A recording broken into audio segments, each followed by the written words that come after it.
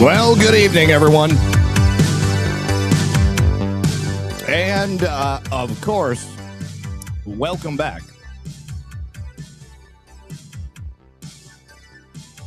Yes, it is time for another very, very exciting episode of Red Pill News Live.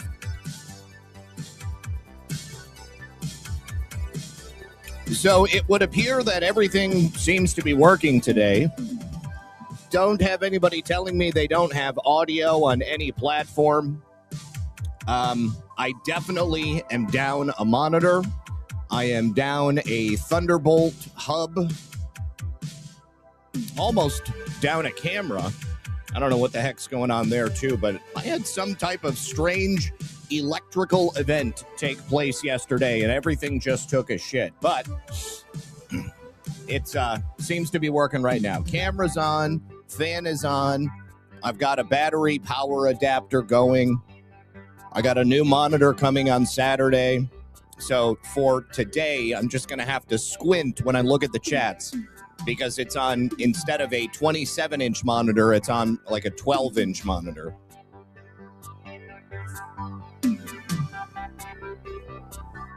That's the thing, Skeptical. I have everything plugged into a UPS, so theoretically, I shouldn't have a power surge. Anyways, Planned Parenthood has made the decision to F around and find out, and boy, have they found out.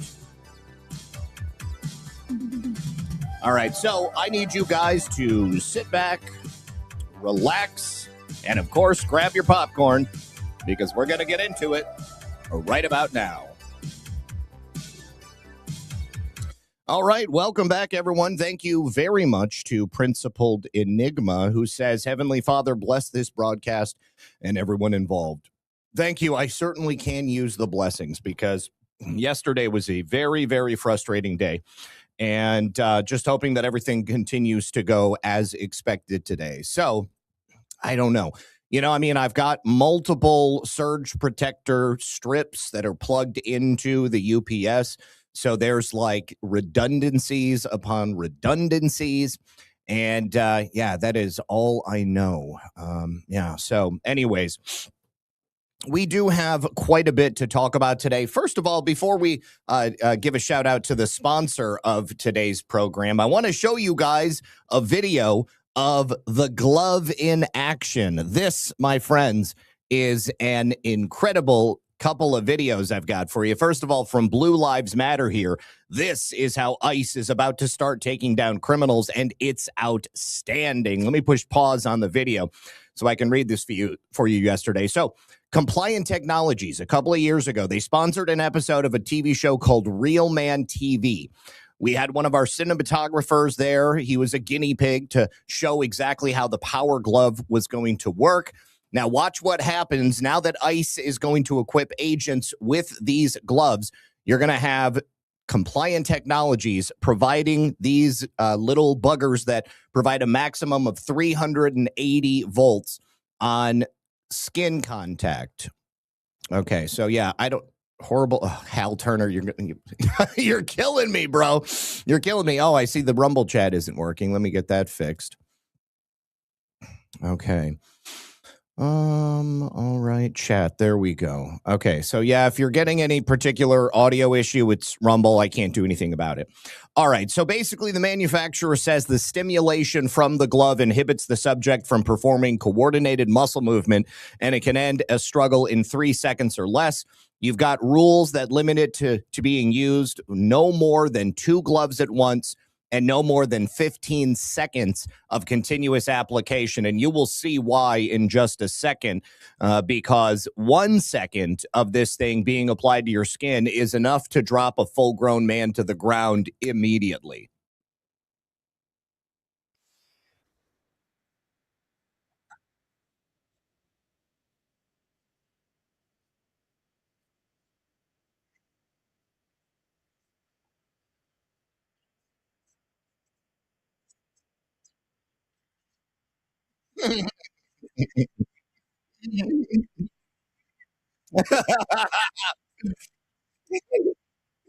Pulse is real.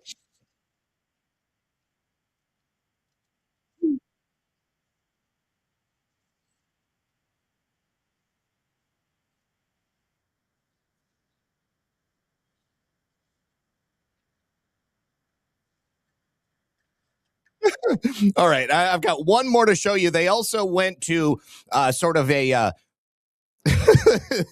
this is like I don't know, like it's a demo event where I think they're bringing all kinds of equipment that are intended to be used for law enforcement. And so at their booth, Compliant Technologies is doing demonstrations of the glove so that people can see exactly how powerful it is. Take a look.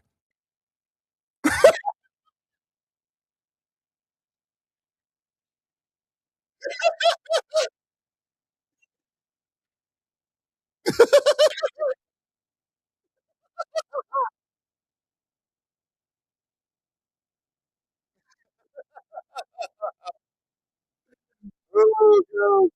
I got to turn that off so that we don't get a strike over on YouTube. But yeah, geez, oh, Beats. Looks like it's a pretty serious thing that would significantly increase the safety of all sorts of officers and federal agents as they're out there in the field, trying to make sure that people do not harm them in any way. You know, most shootings of police happen in close contact like that. It's not from far away, because when you're that close, obviously you have a lot less time to react. But if you're a police officer, you're a federal agent, you get your hand on somebody's wrist, you can immediately drop them to the ground. Let me say thank you to CK Felt, who says, I feel you, Zach. I'm a home baker. Katie's Cookies, that's right. And I lost an oven today. I'm so sorry to hear about that. I have a big show on Saturday, and I will be baking with just one oven. My dear, I am very, very sad to hear that for you, but hopefully you're able to push through. And speaking of pushing through, Will to Push Forward says, Zach, may the illegals forget to go to the bathroom before they encounter the zap. And I think you said that twice. I will say it twice. Thank you very, very much. All right. Now, let me mention the sponsor of today's program. Let me get that pulled up. And once again, that will be hold on just a second. Let me do a refresh on the screen here. Well, apparently my computer is not cooperating. Let me see. All right, you guys. So, very quickly, I want to ask you guys a question, something I've been wanting to mention. Have you ever noticed just how hard it is to get something that you want to say to actually be in front of eyes of people who are going to care about it, rather than just getting buried in an algorithm somewhere, getting suppressed on Twitter? I still have all of these warnings on my account, and it stops me from being put in front of most people who are following me. Aside from Rumble is basically the greatest video platform besides our friends over at Pilled. They do a great job. There is no algorithm.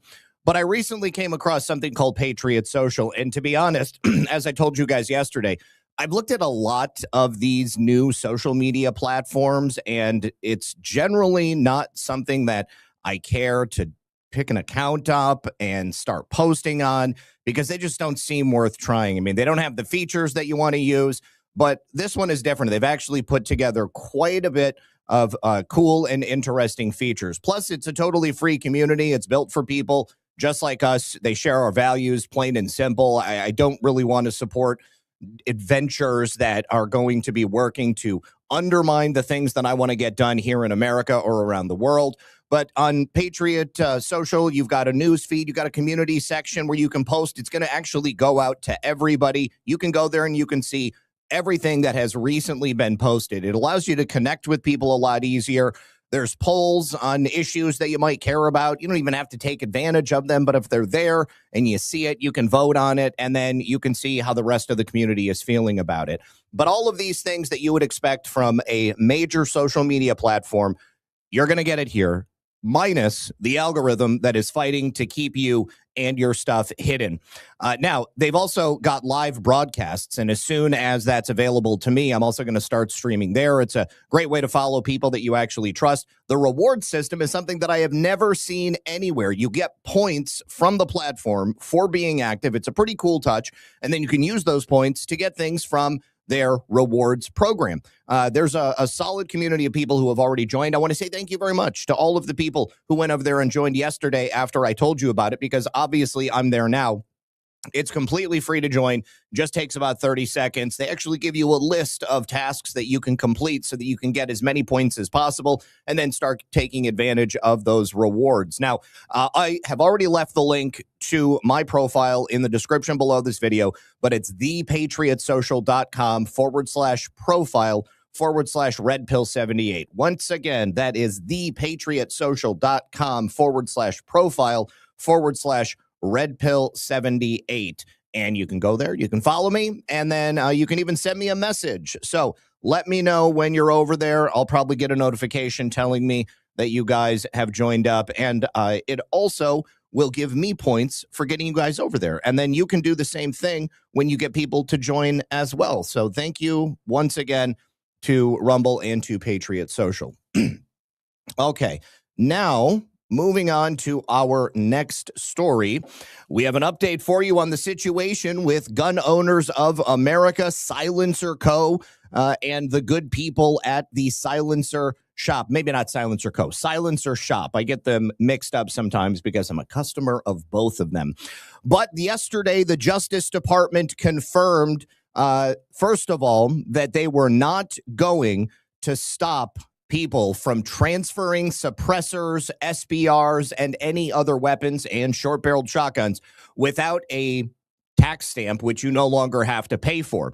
So last night, Brandon Herrera and the people at Silencer Shop got together in person, and at 12:01 a.m. Central Standard Time, they actually transferred the first non-NFA silencer since 1934. And this morning, I became a customer again myself, purchasing my first non-NFA suppressor, and that will be coming to my local dealer, and I'll be picking it up here and letting you guys know about it as soon as it arrives, because I've got my new armorer's bench over there that I'm going to be filming things on. So let's take a look at this historic moment.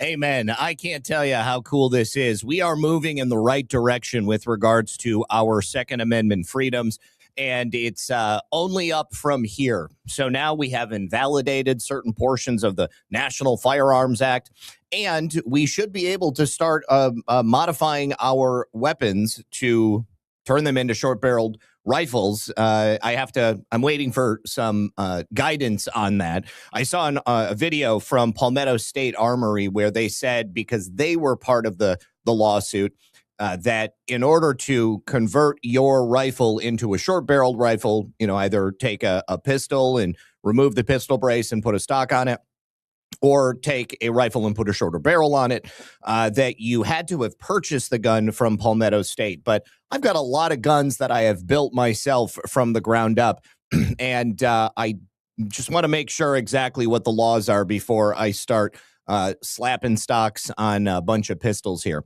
All right. Anyways, we also have some news on it's an update on a story that I brought you maybe a month or so ago. You might remember that there was a woman in Trinidad, Texas. This is a little town. I believe it's in West Texas.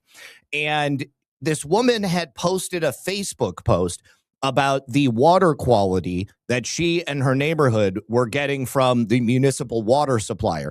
Now, the water was dirty, it was disgusting, and there was nothing wrong with the fact that she had posted this information. However, the Trinidad Sheriff's Department came to her home and arrested her for what is clearly First Amendment protected activity.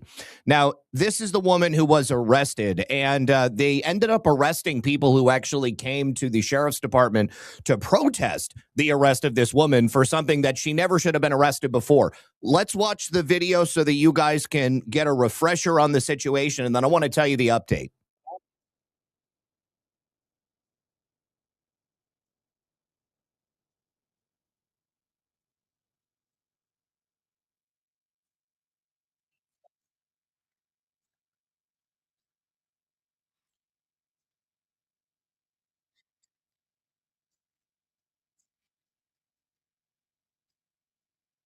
Oh, it's in East Texas. Thank you, Lucky Doug. I had 50-50, right?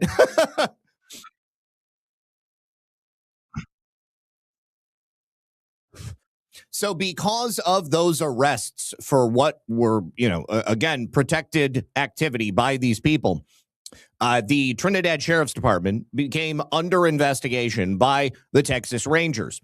And the investigation, once they started looking into it, it exploded. And it has become a much bigger situation. Now, if this had not gotten as much attention as it has, who knows if these investigations might have happened? And who knows if the police and the local elected officials might have ever come under the type of scrutiny that they have. There is no sound on the videos on YouTube. Okay, well, I'm glad that somebody finally told me. If that's the case, then I'm not going to be able.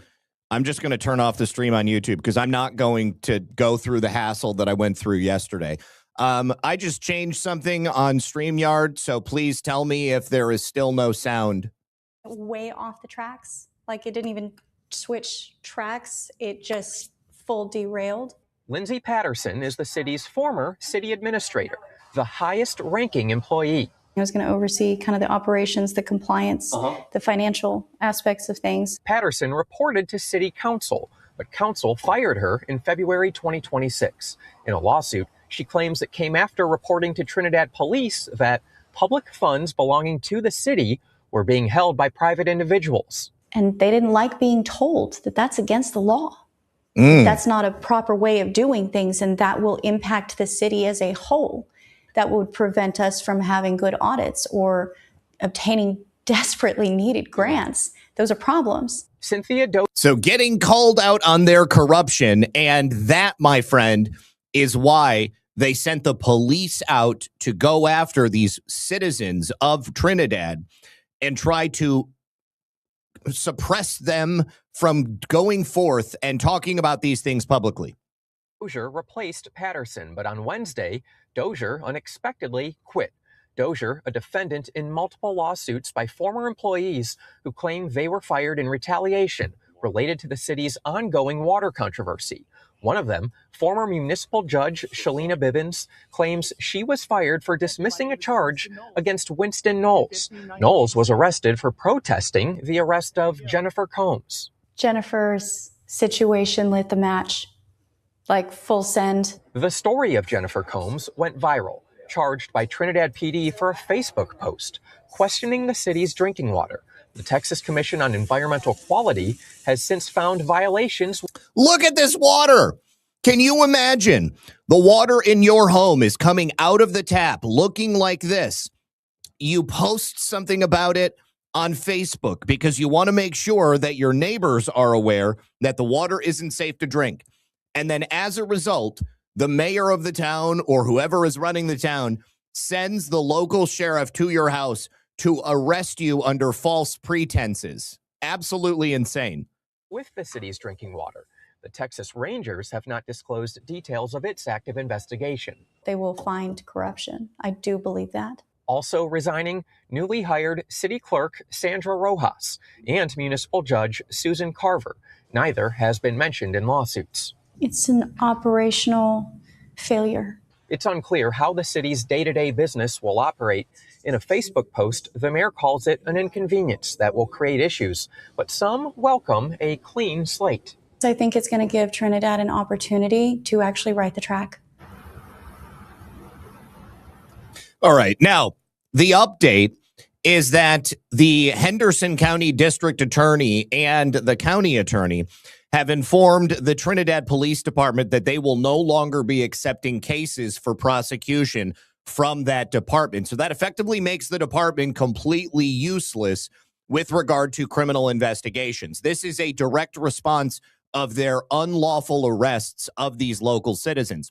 And like I said, they're under investigation by both the Texas Rangers and the Texas Commission on Law Enforcement. Now, Jennifer Combs, as far as I know, has had her charges dropped. That other gentleman, as we saw, also had his charges dropped. The water issues continue, as far as I know. But in the letter, they say this letter notifies you that the offices of the Henderson County District Attorney and Henderson County Attorney will no longer accept cases for prosecution solely investigated or filed by the Trinidad Police Department until further notice. Our offices request the current T-Cole audit. Sheriff Hillhouse has agreed to dispatch his officers for any crime that occurs within the city limits. Any pending case already filed with the police department will be reviewed and decided on a case-by-case basis, and appropriate disclosures will be made. So this is wonderful news, and I'm glad to see that it's having results so quickly. Now, let's check in on the situation with Caroline Leavitt, because we now have two potential people from the administration who are looking to maybe step in and take her position. They are being called prominent, loyal defenders of President Trump. Now, sources within and close to the administration tell the Post, the New York Post, that the early frontrunners are believed to include Alina Habba, the former acting U.S. Attorney for New Jersey. I could see her doing this. And Breitbart Washington Bureau Chief Matthew Boyle, whom I don't know anything about. But as we know, Habba has gained quite a bit of fame as President Trump's defense attorney. She gave passionate televised appeals on his behalf to journalists before he came back to office. Briefly working in the West Wing last year as a counselor to the president before being appointed to that position in New Jersey. Of course, the judges in New Jersey didn't like her because she was loyal to President Trump, and so they got rid of him.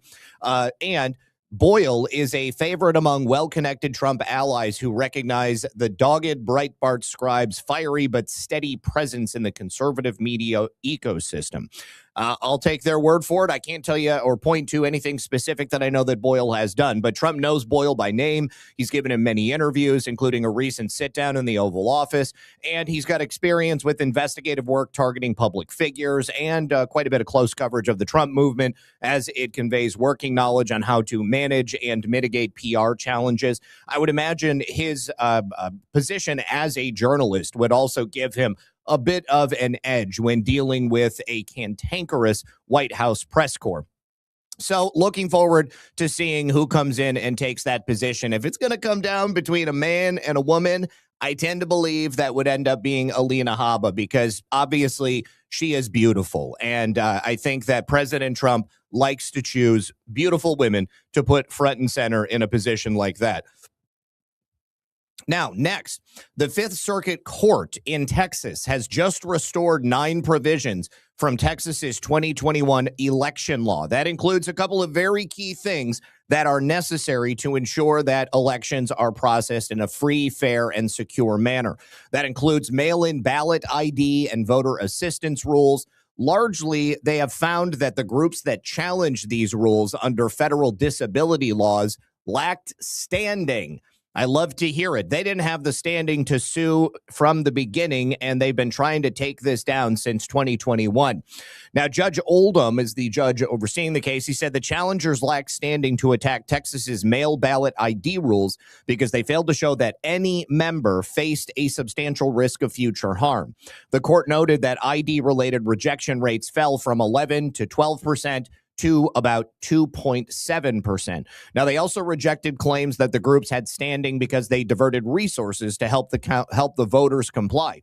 They cited a finding by the Supreme Court, and Judge Oldham wrote that an organization cannot establish standing simply by spending resources in response to a challenge law.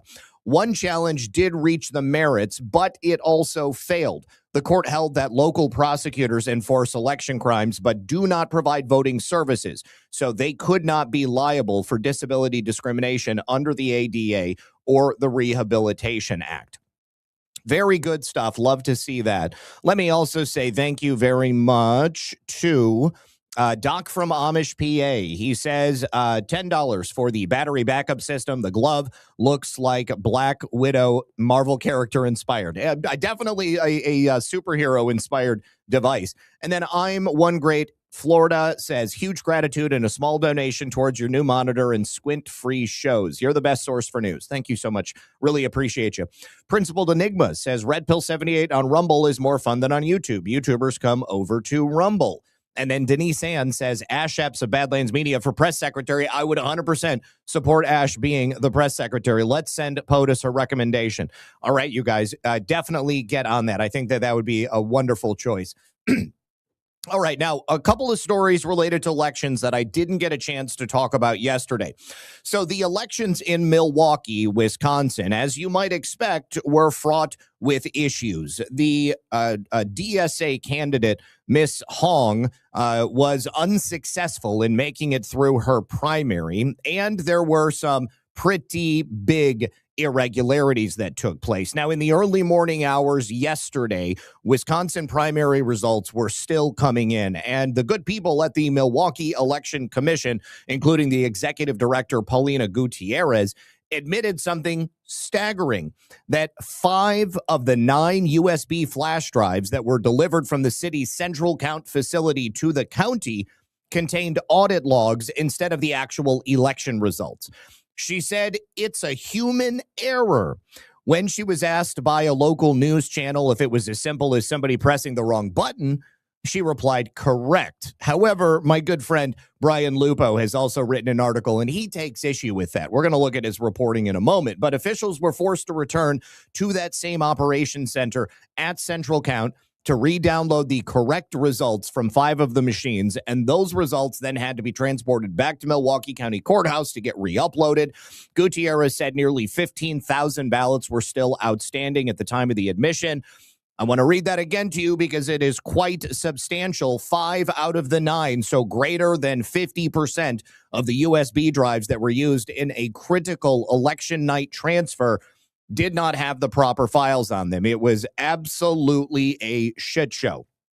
Now, I believe we have the election supervisor commenting on this. Oh, that's a great clip. We're going to look at that one in a moment. Actually, let's just go straight to that. All right, so this is NBC News on election night being told that something so improper had taken place, that 5 USB sticks in Milwaukee were missing the results of the election. Of course, this is the type of thing that the good people at MSNBC tell you is never going to happen. You know, we have the most secure elections in America. And if it's an election in a Democrat-controlled area, well, my goodness, it is even more secure. But he is stunned. He is shocked silent. I guess the exact thing, yes, is if 5 of the USB sticks were missing results from the election, so then they have to go try to re-grab them.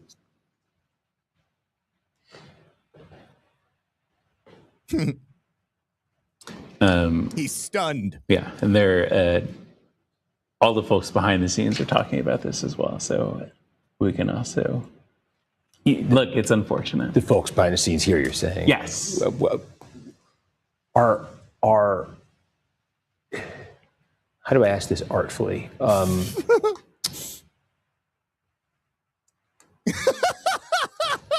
guess. And he's got nobody in his ear telling him what to say, because everybody behind the scenes, the producers, the people who are writing the teleprompters, they are just as shocked. Okay, guess what, guys? Our elections are fake. And this is what happens when you allow communists to operate in them. Now, of course, the communist choice for Wisconsin governor, who was, according to all of the polls, supposed to sweep the entire state, only lost by approximately 0.5%. It's very interesting. It's almost like the establishment Democrat pick was given a slight edge in the middle of the night. And yes, if you're wondering, there was a ballot dump in the middle of the night. I find it highly unlikely that this was merely some type of human error, and Brian agrees with me. So, as part of the download process, allegedly, there are 2 things. You've got the audit log and then the results. What we uncovered, the election executive director said, is that 5 of those sticks had the audit log downloaded, but not the results. It's just a human error. These things can happen. So basically what we need to do is go back to the operations center. We're going to download out of those 5 machines the results and then make sure that it's not the audit log. We have the reports printed from the first download, and we're going to reprint and start the process so then we can compare these results. We invite you to join us. The Milwaukee Police Department will be coming too. And then we'll re-download those results and then send them back here to be re-uploaded. Yeah.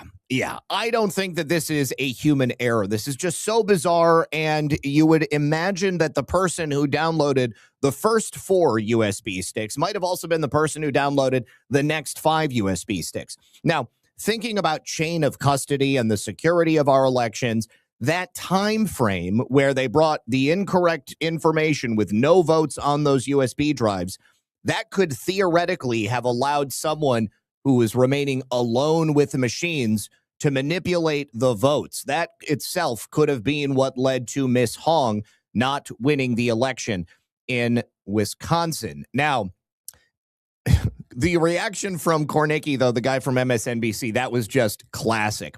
Now, let's take a deeper dive into what actually is being used in terms of the equipment in Wisconsin. Milwaukee County specifically uses ES&S voting systems, and we find this, Brian located it at verifiedvoting.org. The specific machines they use are the DS950, the DS450, and the DS850. DS stands for deep state.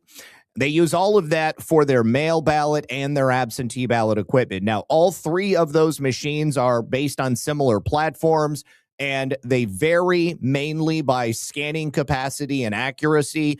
It's the DS950, which is the only accepting certified and approved USB flash drives, whatever that means. We don't know because we actually don't get to look behind the curtain, but the process for exporting the results from these machines is pretty straightforward. So according to the DS850 user manual, when exporting data from the system, the user is prompted with several options. The first option is export for results. Export for audit log, as was allegedly done in Milwaukee, is the third option on the list. If you're doing this, if you're the person who's actually exporting the results, it's the first button you push when you're in the system. Otherwise, you need to go down 2 more options and click export audit log. I don't know. Is it human error, or is it possible that maybe the screens are not calibrated properly and they tapped up top and then it went down below? Kind of like we've seen them do with candidates when you want to vote for the first person on the list, but then for some reason it keeps voting for the person who's like fourth or fifth down the list, somebody that you never intended to vote for. We've seen that on I don't know how many occasions. But according to the manual, when exporting those results, the user initiating that export is then prompted to enter the election code before they can actually upload those results to the USB flash drive. And then the user is prompted with a confirm exporting of results window, which of course they have to confirm. It's a lot like using a computer at home. I want to delete my trash. And it says, are you sure you want to delete your trash? And you say yes. And then immediately after you say, no, I meant to save it to a USB flash drive. No, you knew exactly what you were doing. So anyways, after they confirm the exporting of results, they get to this screen right here, and it's very clear to confirm exporting of results, to export results to the collection media, press confirm. To return to the results screen, press cancel. This operation will clear any existing data from the media device and will replace it with the election and results data from this DS850. So finally, the user is then shown a last pop-up window that says the results were successfully exported, and they must click done to proceed. Otherwise, it's not finalized. Now, the same process is essentially what you use for the audit log, except it says audit log rather than results at each step in the process. So the person who did this would have gotten no fewer than 3 different screens confirming to them that they were exporting an audit log and that they were not exporting the results of that election. So it's kind of difficult to believe that there were 5 separate occasions where a worker who had been theoretically trained as an election worker chose to export the audit log and then confirmed it a number of times throughout the process without actually realizing they had exported the audit log rather than exporting for results. I don't buy it. And I have a sinking suspicion, my friends, that you don't buy it either. I wonder if Miss Hong buys it. I bet you she doesn't buy it either. She probably knows she got screwed.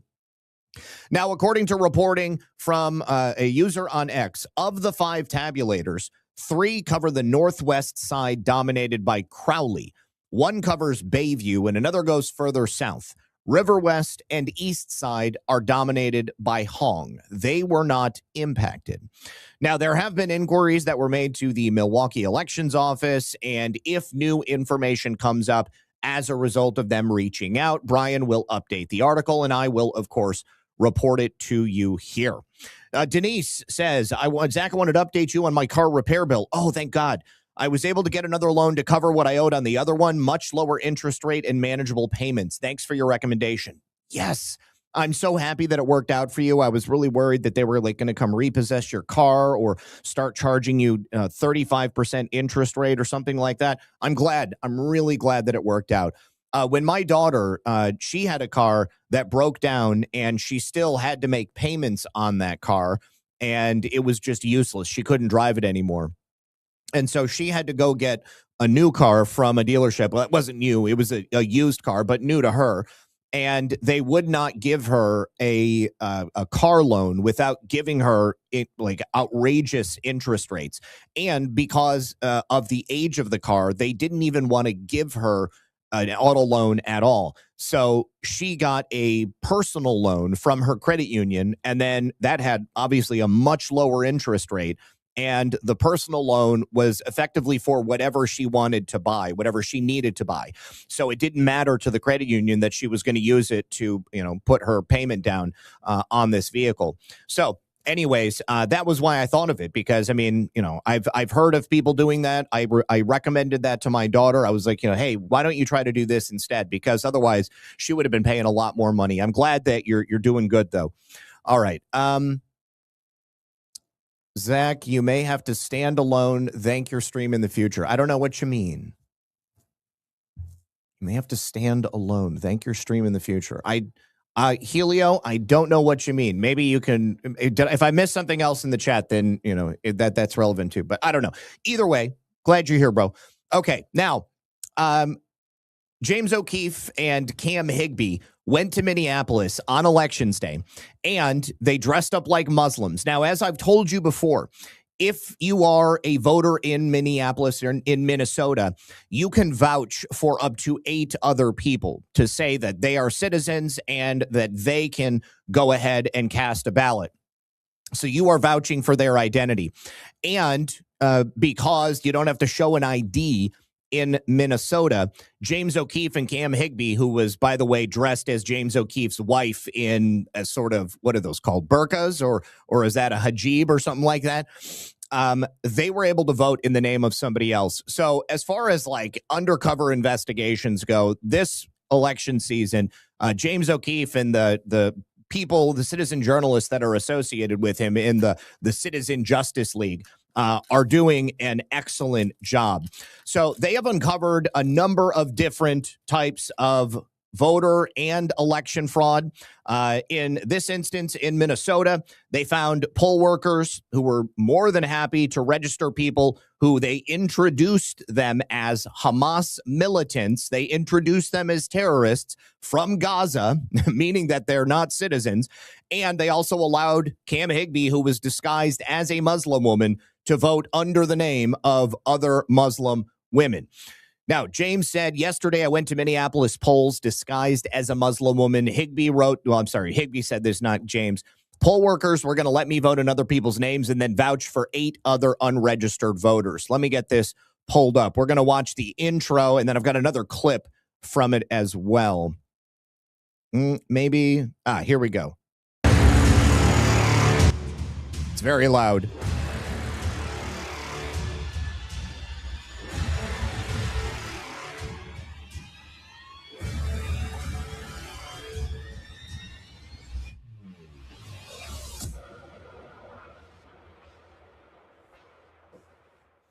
So although they were given the option to vouch for those non-citizens and vote as Hamas militants coming from Gaza, they didn't actually vote as Hamas militants or vote in somebody else's name, because, of course, that would be totally illegal.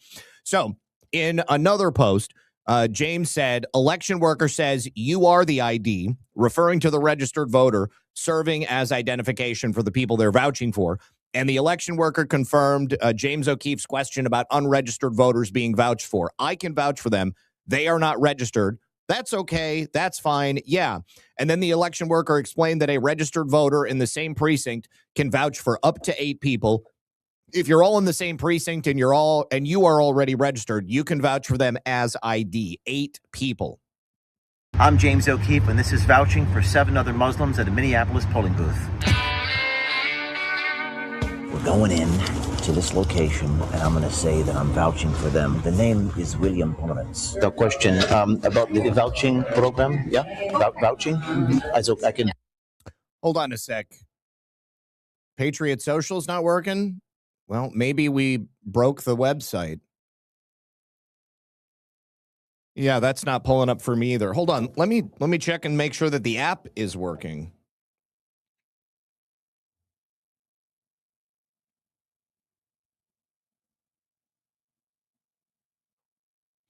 Okay, so it looks like there must be something going on with the web version of the website, because I am getting, oh gosh, no, it looks like their app is down too. Yeah, so just hold on to the link, guys, and try it again later. I don't know if that was us that did it or if it was because it was working earlier today.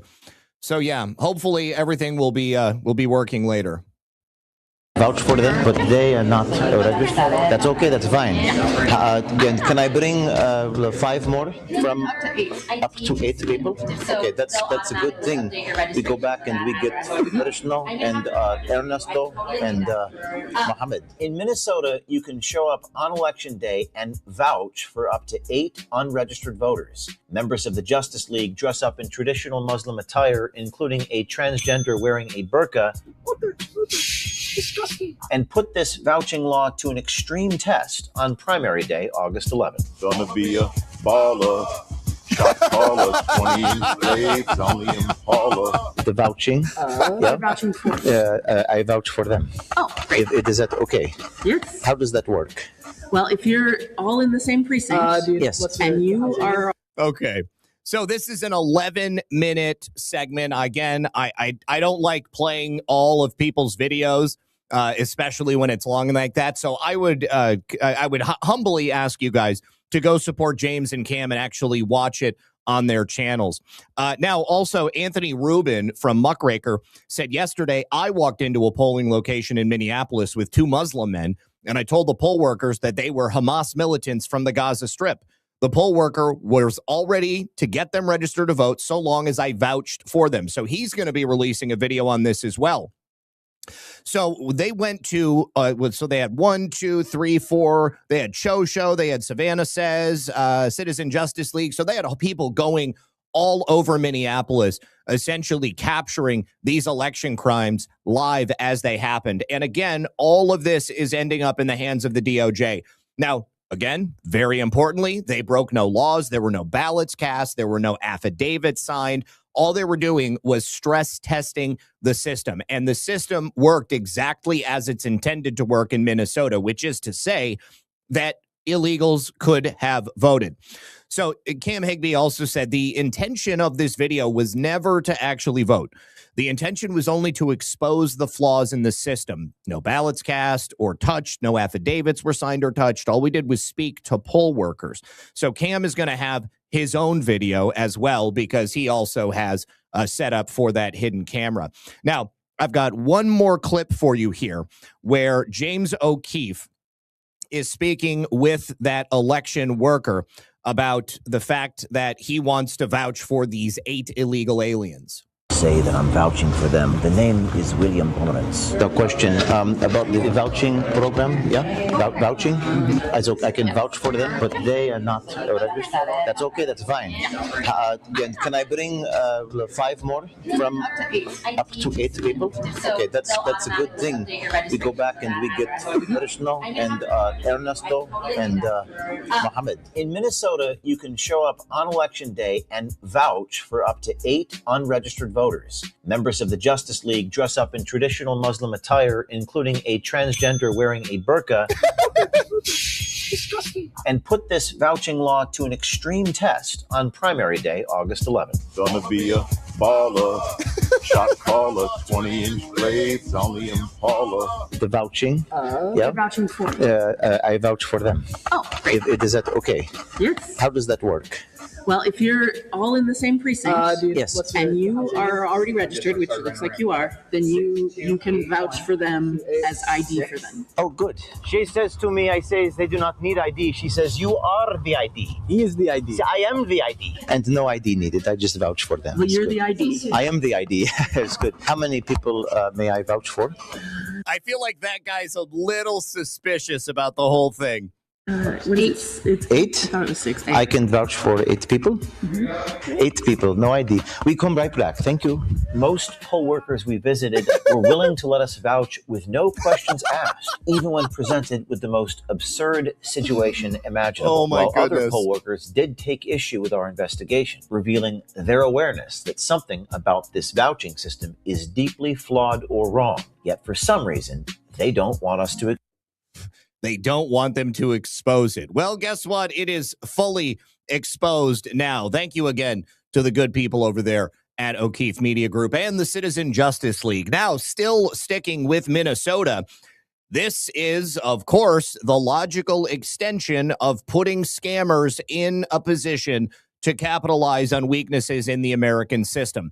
It's not enough for them to just steal as much money as possible. No, they must actually become part of the government so then they can legislate the scams and ensure that the cover-ups continue. And now in the state of Minnesota, a Somali daycare owner who has a long list of state violations for his business has just won his DFL primary for the Minnesota State House. His name is Adbi Daisani. He's a Somali-born daycare operator. He has won his DFL primary for Minnesota House District 14A. That sets up a November showdown in a seat that Republicans have held for years. Now, Abdi is a St. Cloud childcare business owner. On Tuesday, he won the Democrat Farmer Labor primary for Minnesota House District 14A with 2,262 votes. That is 62.52% of the total. He defeated Paul R.F. Schumacher, who received 1,356 votes. These are figures that are coming directly from the Minnesota Secretary of State. Now, Daisani will then face Republican Mike Conway in the November 3rd general election. Conway won that Republican primary seat with 62.25% of the vote. Interesting.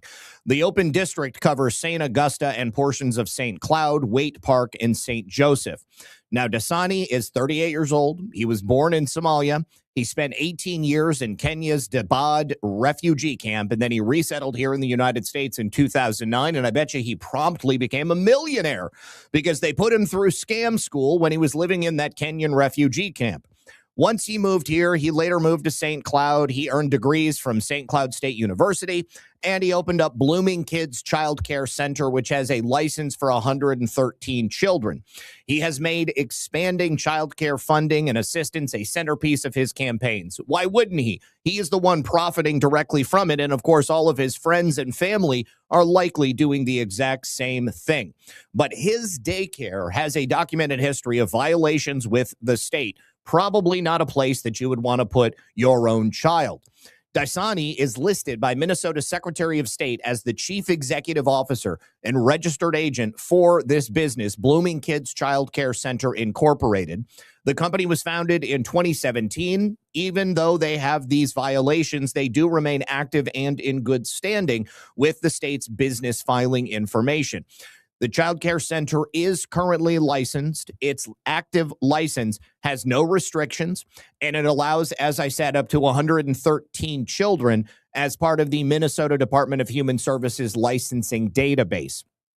But when you look at that exact same record, you can find the list of violations which arise from 5 separate state visits that occurred over a course of about 3 years, from September of 2022 into October of 2025. There were 4 licensing reviews and 1 licensing investigation.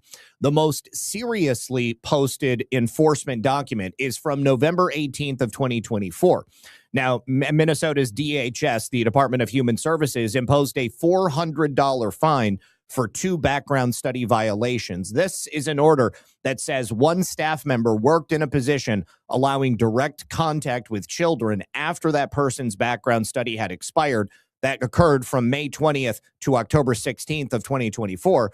DHS also cited a separate failure to repeat another staff member's background study as required.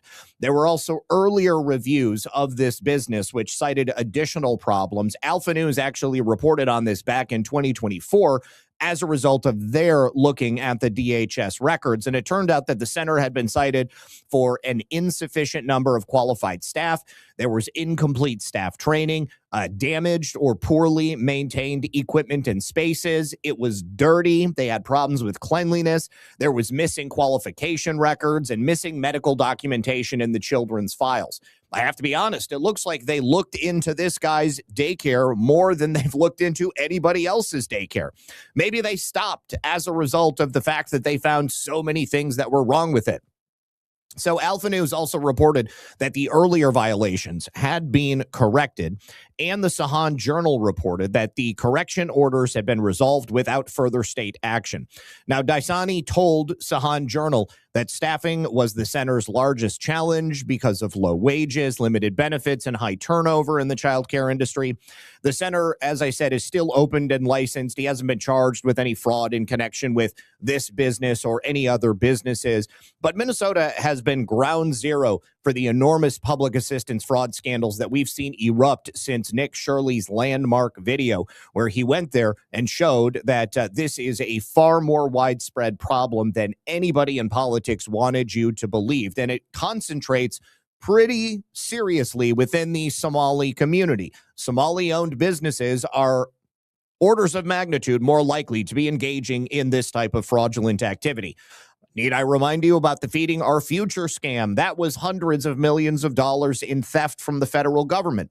Federal and state probes have targeted now child care assistance, autism services, and a whole host of other state-run medical programs where dozens of convictions have already taken place. There are ongoing investigations. Viral videos continue to come out. I love being able to report on this stuff because the more attention that is brought to it, the more difficult it becomes for them to continue doing this type of scam.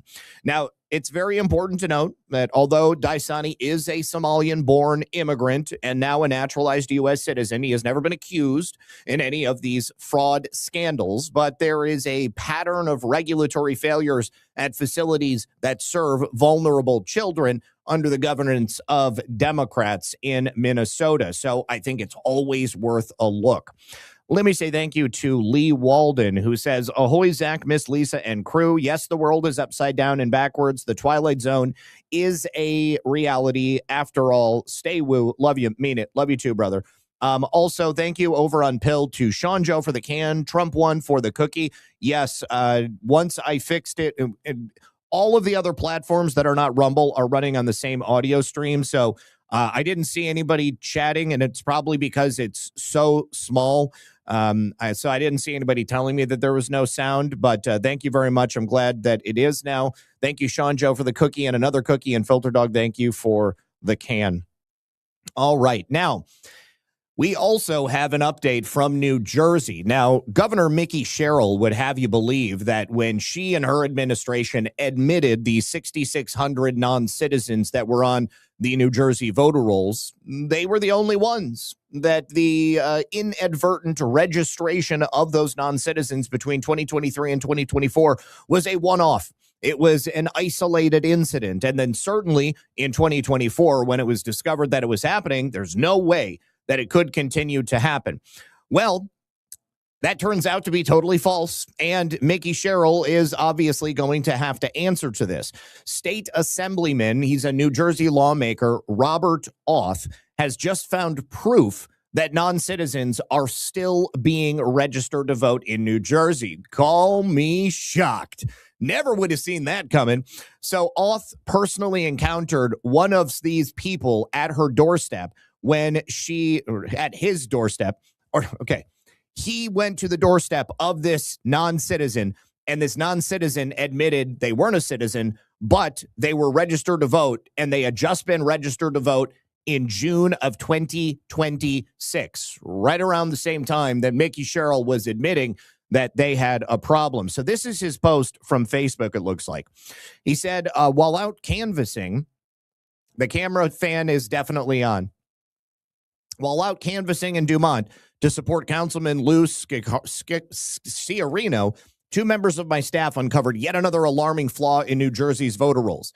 At the second to last house of the day, the residents had a big surprise for them. She stepped outside and said, I can't vote. I have a green card.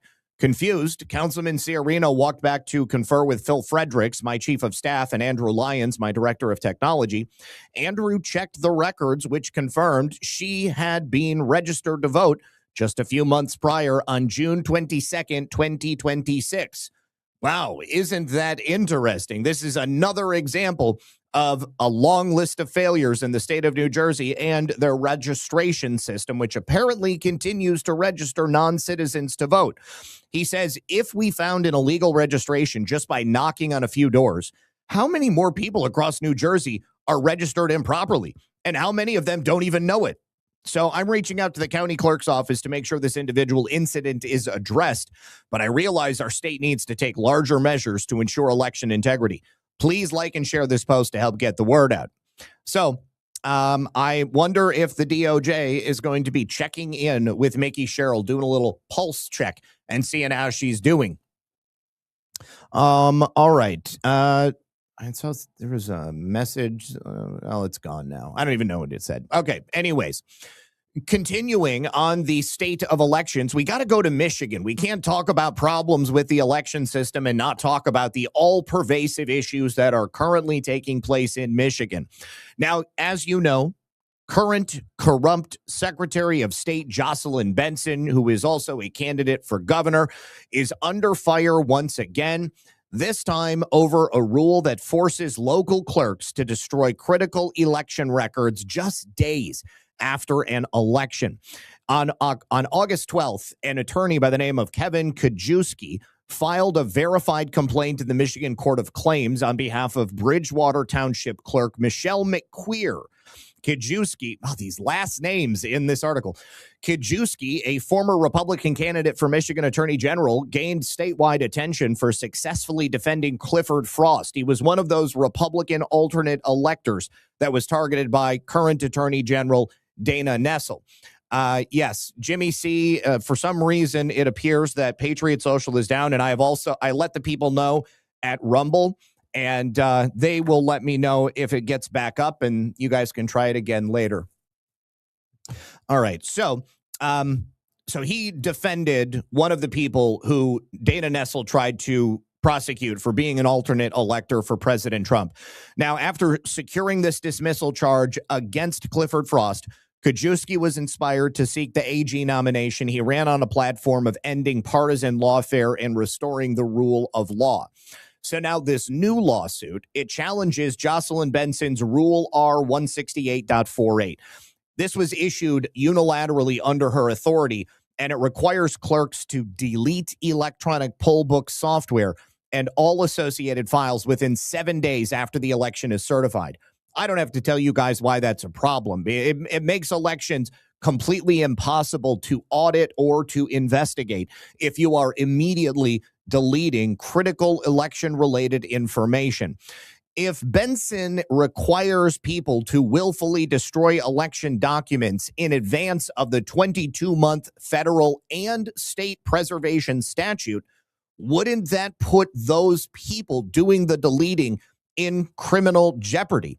They could absolutely be criminally charged at both the state and the federal level. Now, federal law is very specific, as is state, but 52 U.S.C. 20701 requires every officer of election, which in this case would be the county clerks, to retain and preserve all records relating to voting in federal elections for 22 months. And then 52 U.S.C. 20702 makes it a federal crime for any person to willfully destroy, conceal, or alter those records. There's a penalty of up to $1,000 or up to a year in prison, or you could get both. So the complaint from the attorney Kajewski argues that this rule is in direct opposition with these federal statutes that I just read you, because those statutes require election officers to preserve all records relating to acts of voting in federal elections. 22 months is far different than the 7 days that Jocelyn Benson is attempting to implement unlawfully. Now, the willful destruction of those records is a federal crime. You've also got the Michigan law. It similarly prohibits the destruction of election returns, poll lists, and federal office ballots before that exact same 22-month period expires. Now, McQueer contends the electronic poll books contain unique detailed data. That includes activity logs, timestamps, ballot transactions, and operator actions. These are not fully preserved in printed reports or even in the qualified voter file. Now, once they get deleted, all of that information is gone. So she is seeking action from the court to declare that this 7-day deletion rule is invalid or unenforceable, where it conflicts with the longer retention requirements. And she wants the judge to issue an injunction blocking its enforcement against those protected records. This is not the first time Jocelyn Benson has attempted to change the election rules in the state of Michigan, and she has also had her wrist slapped as a result. Back in 2020, she issued guidance directing local clerks to apply a strong presumption in favor of accepting absentee ballot signatures and to look for any redeeming qualities when comparing those signatures. Allegheny County Clerk Robert Ganetsky and the Michigan Republican Party both sued. Obviously, they argued the directive amounted to a binding rule that bypassed the required Administrative Procedures Act process. In March of 2021, the Michigan Court of Claims agreed and ruled against Benson's signature matching guidance, saying that it was invalid. Now, the decision, of course, came too late to affect the 2020 election, but it was a clear loss for the Secretary of State in court.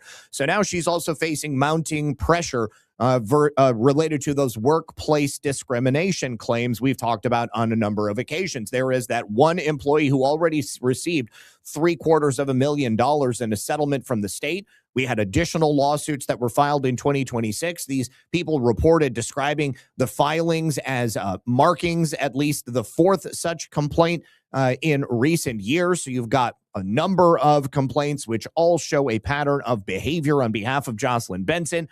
And she is still refusing to comply with demands from the Trump Justice Department to turn over Michigan's complete voter rolls so that non-citizens can be identified and removed.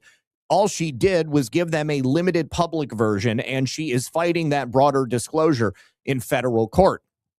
Former Michigan Attorney General Mike Cox is also suing Jocelyn Benson for records related to her past service on the board of the Southern Poverty Law Center. That becomes even more interesting now that we have a superseding indictment, the arrest and the now the ongoing prosecution of the intelligence operative who was handling the books and putting money from donors into her and her Nazi boyfriend's account. Benson was serving on the board of directors from 2014 to 2018. That is a period that directly overlaps with those federal investigations. And it's been alleged that organization directed millions of dollars to these paid informants that were associated with extremist groups, which included the Ku Klux Klan. What did Jocelyn Benson know, and when did she know it? How deeply involved was the board of directors with the payoffs and the money laundering that were taking place as these people were being paid to essentially foment extremist violence and hate, while at the same time the SPLC was claiming to thwart extremist violence and hate? Anyways, Republicans are demanding full transparency into her and her role in any related communications. I played you the clip of her actually getting served when she was walking into a campaign event. Now, this new poll book lawsuit comes as Benson continues to oversee Michigan elections while facing all of these claims and all of these challenges. She is resisting the federal voter roll requests, and she certainly isn't answering any questions about her service on the board of the SPLC. For a Secretary of State already carrying a record of court losses and unresolved controversies, this latest challenge adds to the growing legal and political pressure. Will Jocelyn Benson be able to continue, or will she be indicted before she becomes the governor of Michigan? Now, another group is now demanding transparency in Jocelyn Benson's non-transparent elections and fighting to require proof of citizenship in upcoming elections. This morning, Americans for Citizens Voting Michigan held a press conference that included 2 Michigan lawmakers. That includes Speaker Pro Temp and Election Integrity Committee Chair Rochelle Smith. The event highlighted a recent video that was released by James O'Keefe and O'Keefe Media Group that draws on information provided by Patty McMurray of the Gateway Pundit that exposes an Iranian non-citizen, Afshin Masheli, who served jail time for the first-degree sexual assault of children and appears on the DHS worst of the worst criminals list. Now, Masheli, a non-citizen, has voted 3 times in Michigan elections, and Iran has refused to take him back despite the fact there is a final removal order. Now, the press conference was done to draw attention to the August 24th, 2026 meeting of the Michigan Board of State Canvassers, which will decide whether to certify citizen-only voting amendments for that November 3rd ballot. The petition has gathered over 700,000 signatures, and it's already been submitted to the Board of Elections. Now, after that press conference was held, Michigan Attorney General Dana Nessel announced criminal charges against 5 non-citizens accused of illegally registering to vote and casting ballots in the 2024 general election. And that includes a U.S. citizen who is also accused of registering her non-citizen husband. This is a sudden and dramatic about face by Dana Nessel. The information about these non-citizens being on the voter rolls and casting ballots is not new.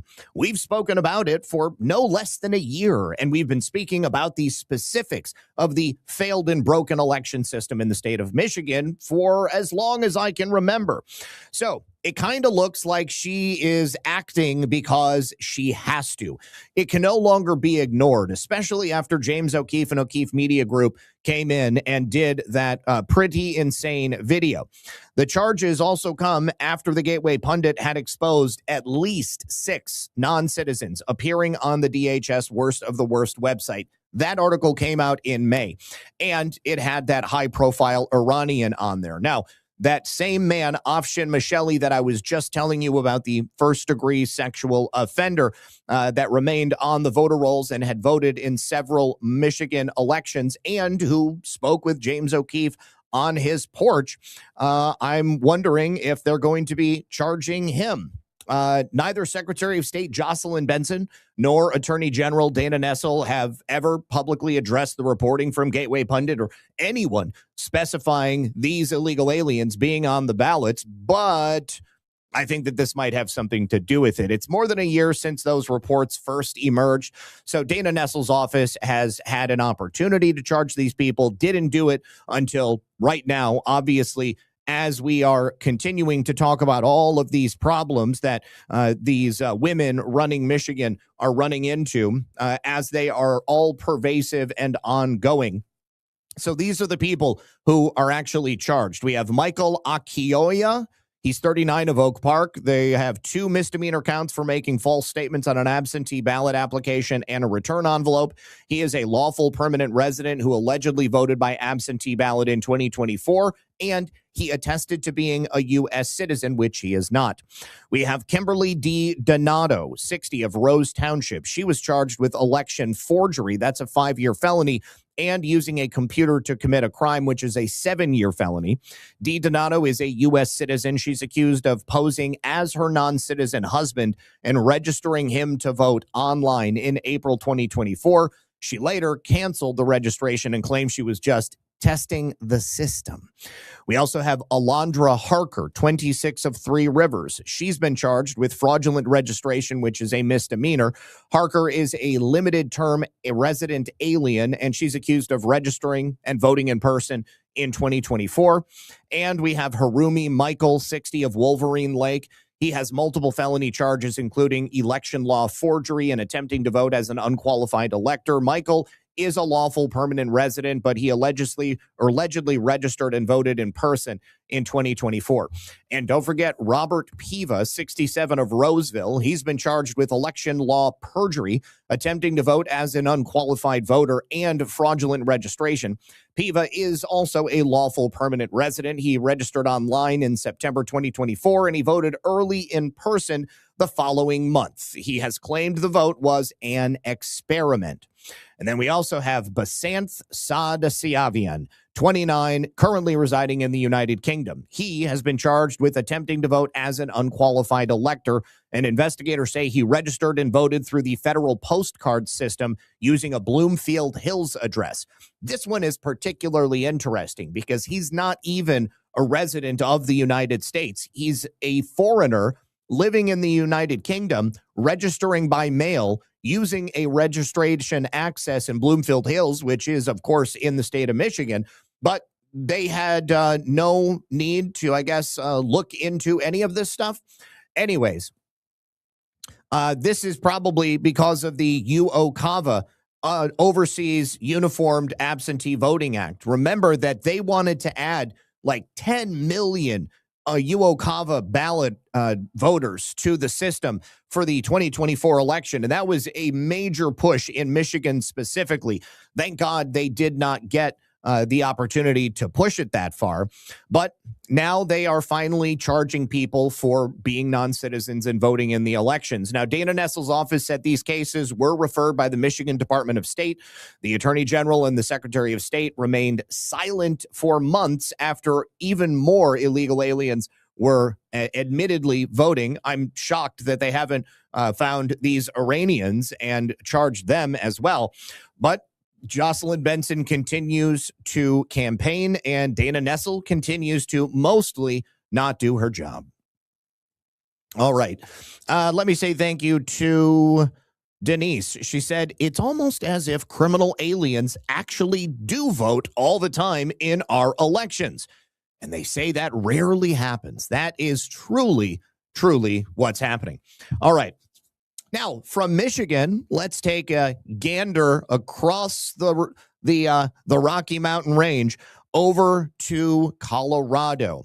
And our favorite George Soros acolyte, Secretary of State Jenna Griswold, a Denver District Court judge, has given Miss Griswold an opportunity to come clean and comply with an open records request. If she doesn't by today, then she would be held in contempt.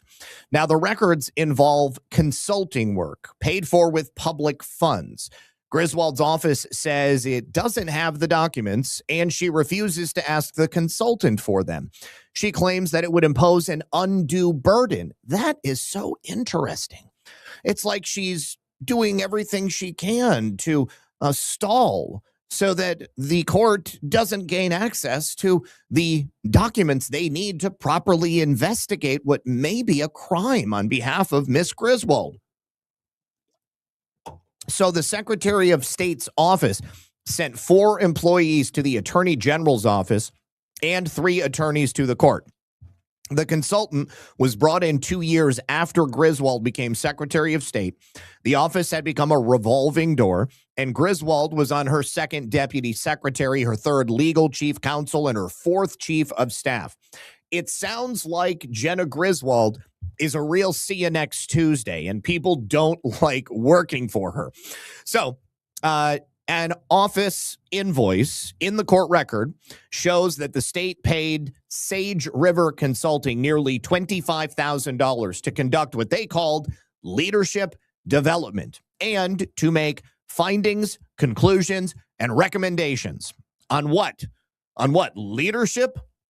It's amazing to me what people are willing to pay for, or the grift that they're willing to sustain in the effort to make it appear as if they're spending money properly. Now, Attorney Suzanne Tahiri, who was the deputy secretary under Republican Wayne Williams, saw the invoice in the state's transparency portal and asked the office for the report from the consultant. She said, well, we felt like that report is important for the public to know about. I mean, certainly they paid for it. It's quite a bit of money, and so the public deserves to see it. Let's see what the inner workings of Jenna Griswold's office appear to be. Now, Tahiri said the office told her it didn't have anything to show for the money. Wow. It's almost like it's just a check for $25,000 that resulted in no work product. I mean, I'm not saying that's what happened, Jenna Griswold, but I'm saying it's certainly how it appears. You know what? The way that you could make sure that people have faith in your office, or a belief that the government of Colorado isn't just totally corrupt like we think it is, well, you could just easily produce the report. Are you telling me that nobody kept a copy of a $25,000 consultant report? Nobody thought that the $25,000 work product on the state of leadership in your office was something that, I don't know, you might want to hold on to? I have been in positions like this in the past, and something like that is definitely something that you would keep, because nobody pays $25,000 for something that they just throw in the trash and never read again. However, people in government especially definitely do sign checks for $25,000 if they're looking to deliver a payoff, or if they are looking to get a kickback. I wonder what I would be most interested in seeing is the banking records of everybody in Jenna Griswold's office, the consultancy group, and anybody who worked for the consultant. Because let's say that somebody gets hired in to do this consultant work. We'll pay you $25,000. All I need is a $5,000 kickback on the back end. You can give it to me in Louis Vuitton bags, or you can give it to me in gift cards from Apple or something like that. I think that there's a reason these people have a justification in being skeptical that no work product was ever produced. Now, Ms. Tahiri did not buy that this report had simply been thrown out. She said the fact that there was no recommendations that were on file, that there were no conclusions that the office could point to, that there was nothing tangible to come from this $25,000 check, not a single document, well, that definitely looks a little bit suspicious. She actually pointed to another invoice that showed the office paid Sage River the exact same amount of money for strategic planning, and that time, the consultant produced a 700-page report. Same company, same amount of money, different job, but they're still working in the office. There should be a document there. I think everybody knows that. Now, former Secretary of State's office employees tell CBS Colorado there are documents, but Griswold refused to take custody of them because they're highly critical of her, and she didn't want the information to be subject to open records requests because she is a narcissist. Our position is that if you pay for it, even if you store it at the vendor and you don't get it back, it's still in your control. And that's what the case law says in Colorado. So Ms. Tahiri sued. In response, the office of Jenna Griswold said the office did not deny the right to inspect a record and is not required to ask third parties to voluntarily disclose documents. They say requiring the office to call the consultant would be a materially increase of burden. Tahiri said it's better to just go to court. She said, I thought it was unusual because their whole argument is that this would be really difficult and you have to go back and call the vendor. But I arrive in court and they've got 4 representatives from the Secretary of State's office here. They had 3 attorneys from the Attorney General's office. So they have this army of people working on state time, working on the people's dime, just to not make a phone call. What is it that Jenna Griswold is trying to cover up? Now, former employees of Jenna Griswold say that Sage River also surveyed everybody in the office, and that might be it right there. Tahiri asked for the results of that too, but came up with nothing. The office questions whether any documents exist, but the judge called that implausible. He says not only is it likely that there's records, but Griswold's office should obviously have them. But since she claims not to, he ordered it to ask Sage River Consulting for the records, which he says should have been maintained. He also says the order to the office to pay Tahiri's attorney fees and costs should be taken care of promptly.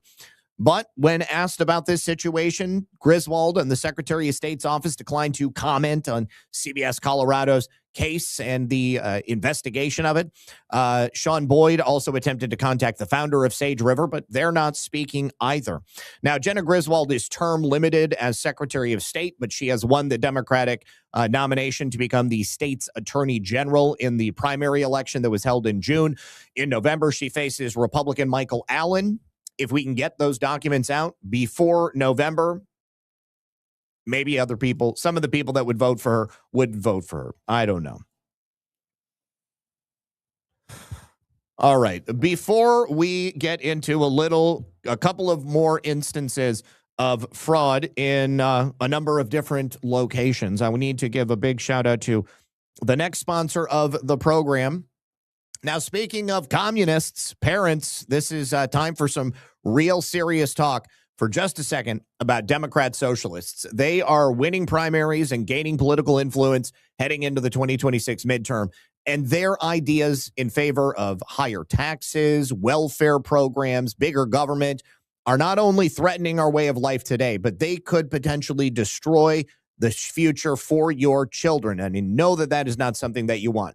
Your kids are bound to hear more about socialism as we get closer to the midterms. But depending on the source, that could be their public school teachers, maybe a neighbor, parents of a liberal kid. They might be hearing that socialism is better than capitalism and that socialism is the answer to all of our problems. So parents, trust me on this. You want to be the one in control of that conversation so your kids don't risk becoming brainwashed into believing these lies. That's why I want to tell you about the Kids Guide to Fighting Socialism. It's designed specifically for children. This important guide explains the difference between capitalism and socialism's big brother communism in a way that kids can understand. It explains the crucial concepts like free markets, individual freedom, and government overreach. Now, the Kids Guide to Fighting Socialism also helps kids understand why socialism and communism have never worked by taking your kids through different historical examples, from the Plymouth colony's failed attempt at socialism to Cuba's disastrous situation, and across the globe to the Soviet Union and communist China. It's going to show them how socialistic practices have failed miserably time and time again. And remember, with the midterms coming up, this is especially important for kids to learn right now.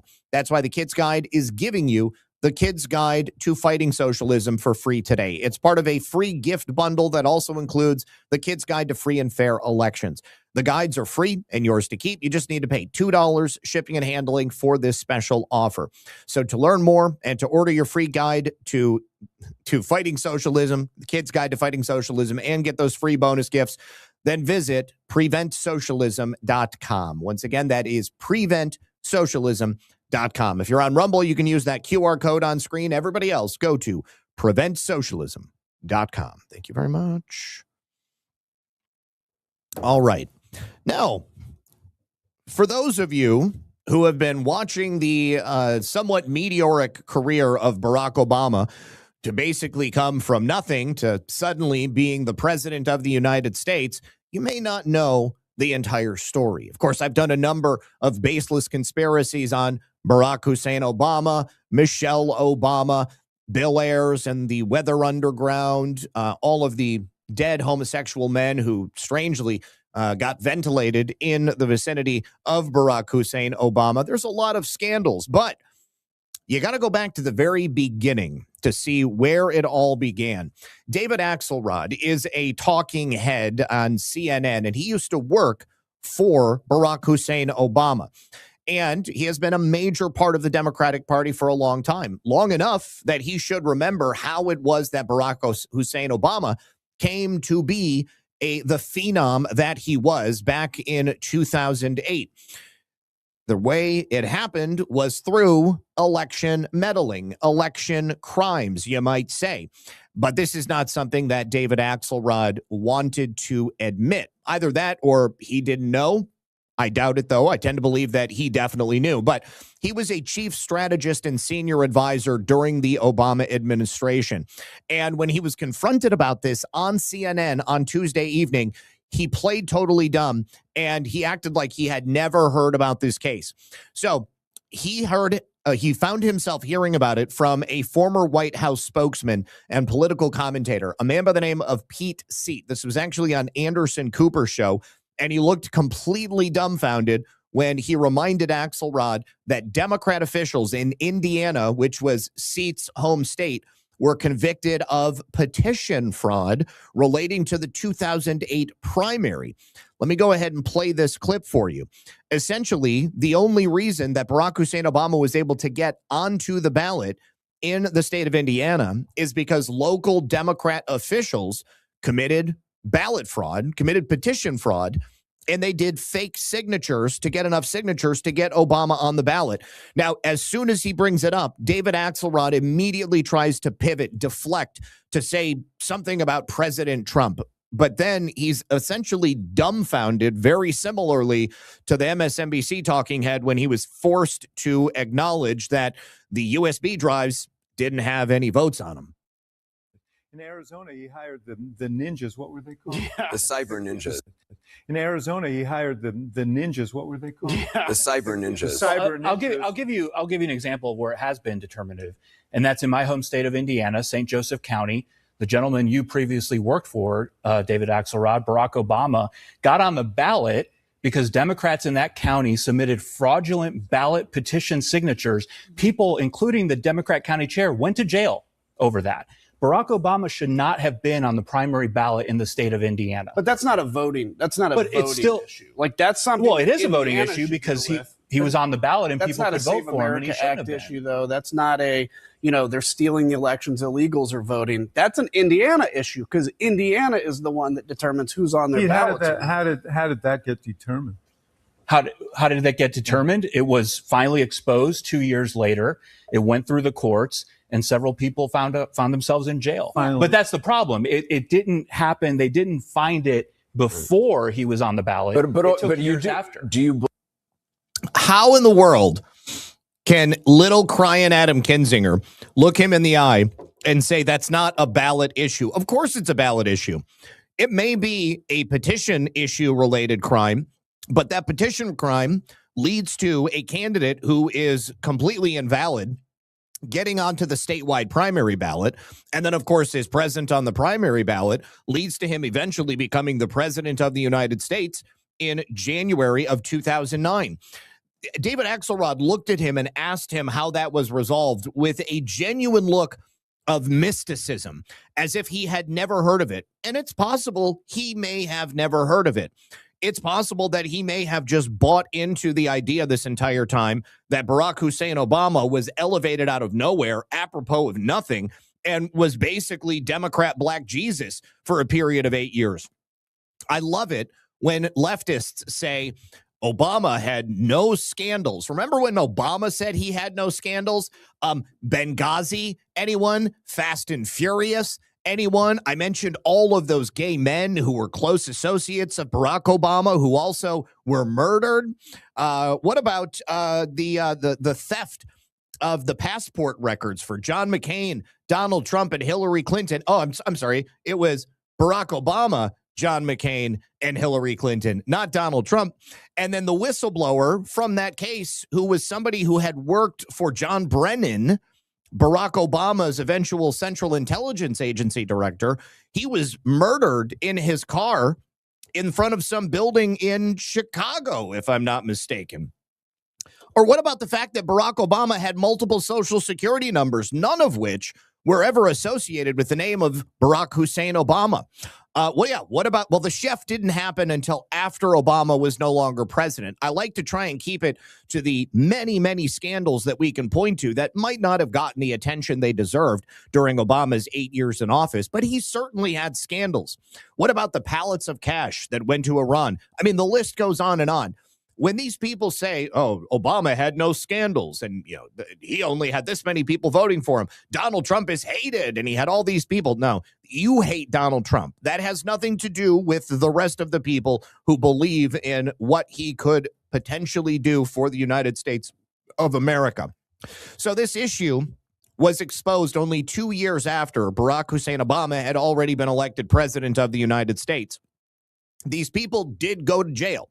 In a report from 2012, it was noted that the people who were convicted were then chairman of the St. Joseph County Democrat Party, Butch Morgan, St. Joseph County Board of Voter Registration's Democratic board member, Pam Brunette, a board of voter registration worker named Beverly Shelton, and a volunteer and former board worker by the name of Dustin Blythe. So investigators concluded that the group worked to forge 22 petitions to ensure that Obama, former Secretary of State Hillary Clinton, and former North Carolina Democratic Senator John Edwards were on the ballot. So it didn't only affect Barack Obama. These were Democrats helping Democrats. Indiana state law requires 500 signatures from each of the 9 congressional districts for a candidate to be on the ballot. And St. Joseph County falls in the 2nd congressional district, where Obama qualified with 534 and Clinton with 704. So the group signed these petitions to make sure that Obama was on the ballot, because, of course, if he falls below that 500, then his name wouldn't be there. And you never know. You'd get the petitions and you verify the signature. So they might find that some of them were invalid. So they needed to just pad him up a little bit. Both Brunette and Shelton only received 2 years probation, and they were ordered to pay a $500 fine and court costs. The judge and the prosecution agreed that this was not a voter fraud case because votes were not cast, but it is a case of Democrats meddling illegally in elections. Same type of thing we see on a regular basis. And if it happened in Indiana, is there really anybody here who believes that this isn't something that they would do in every state, any county, any congressional district around the country? I don't think that any place is going to be exempt or immune from a possible election crime like this being committed. If they're willing to do this, then you better believe they are willing to compromise elections in any number of ways that we have previously spoken about here on the program, including not believing in the showing of photo IDs, because, of course, that makes it much, much easier for people who are not that person or not citizens to vote. So this is an easy example of how simple it is for an election to be compromised at the most basic level from the very beginning. And that initial compromise then has ripple effects, much like a rock in a pond. You throw it in and the ripples just go out into infinity. And then the issue comes up later. Crimes are detected, but it's too late because the person's already been on the ballot and people have already voted.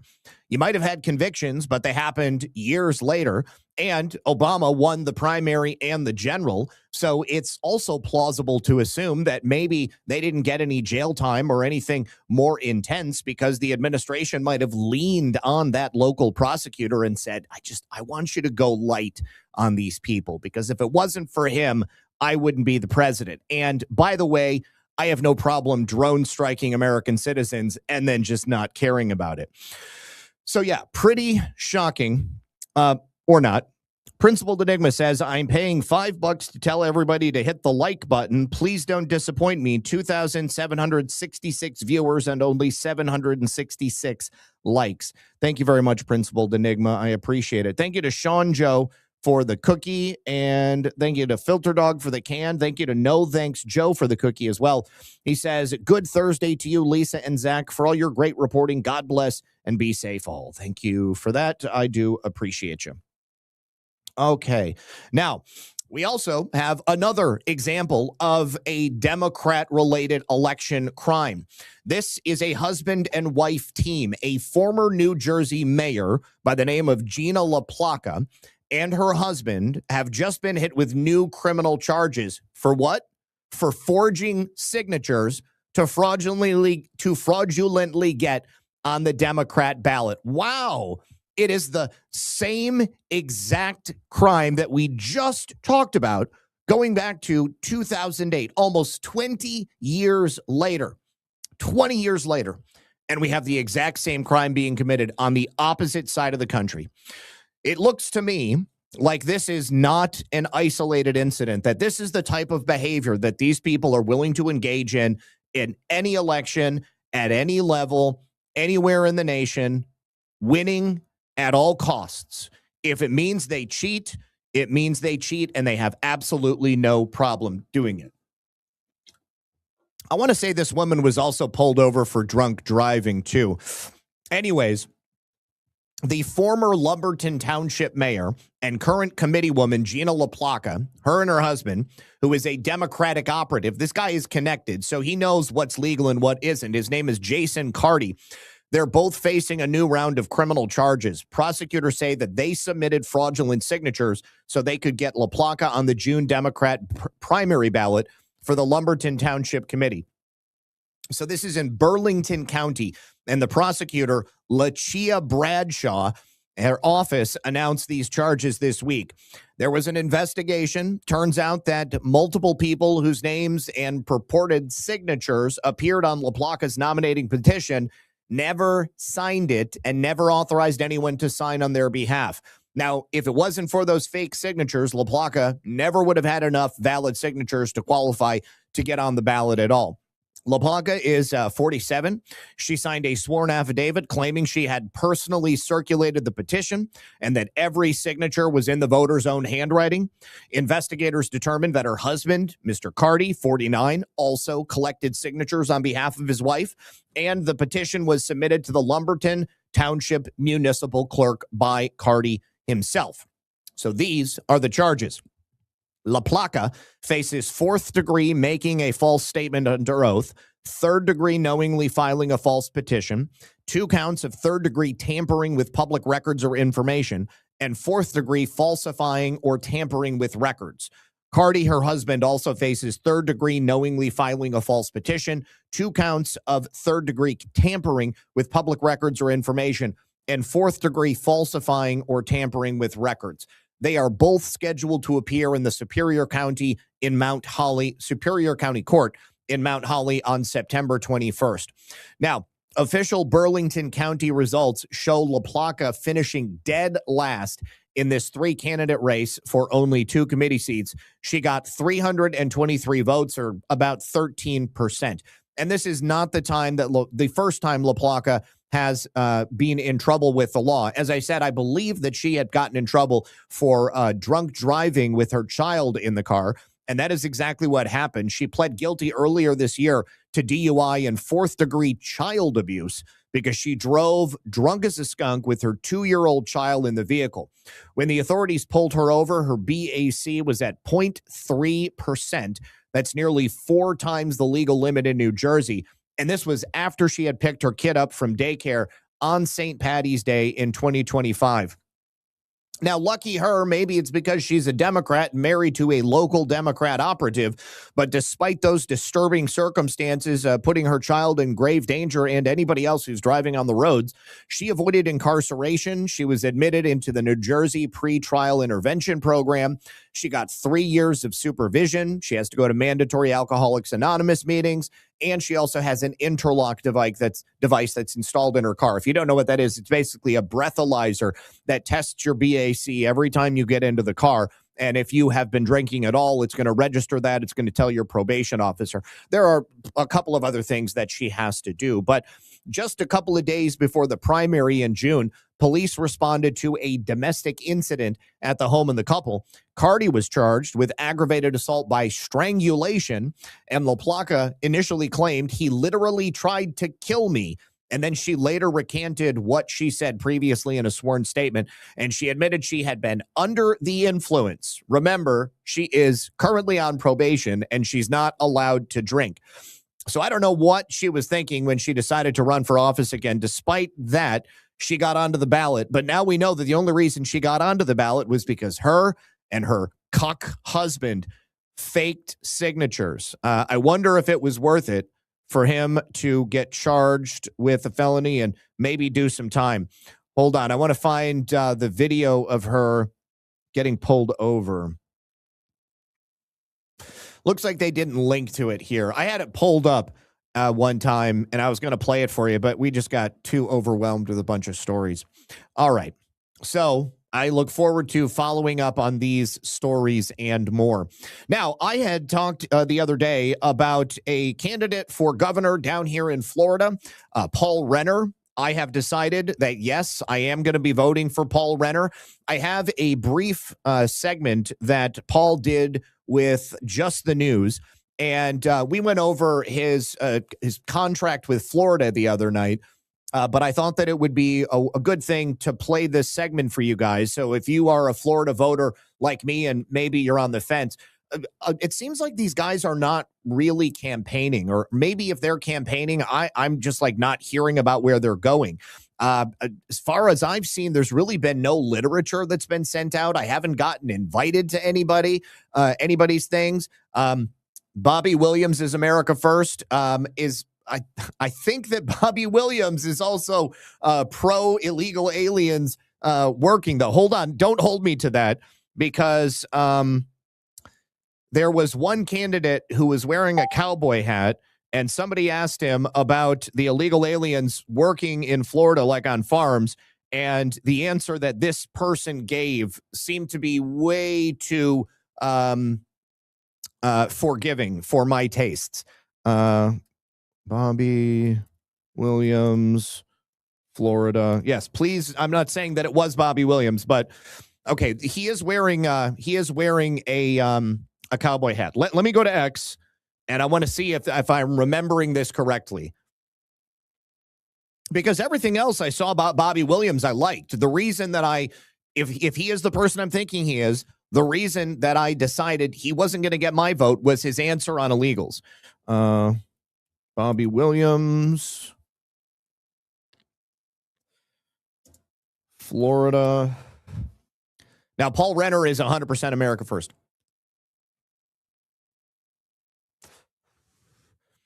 Let me see.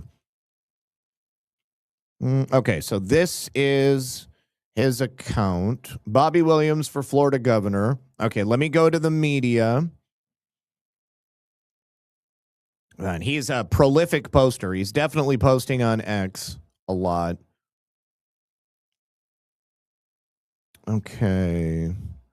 This was, God, probably a month ago when I looked this up.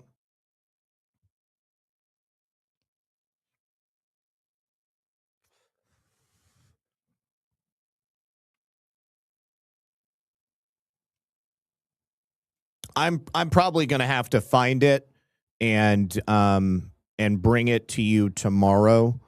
If anybody else finds anything that they want to send me, I will happily play it because this race obviously matters to me because I live down here.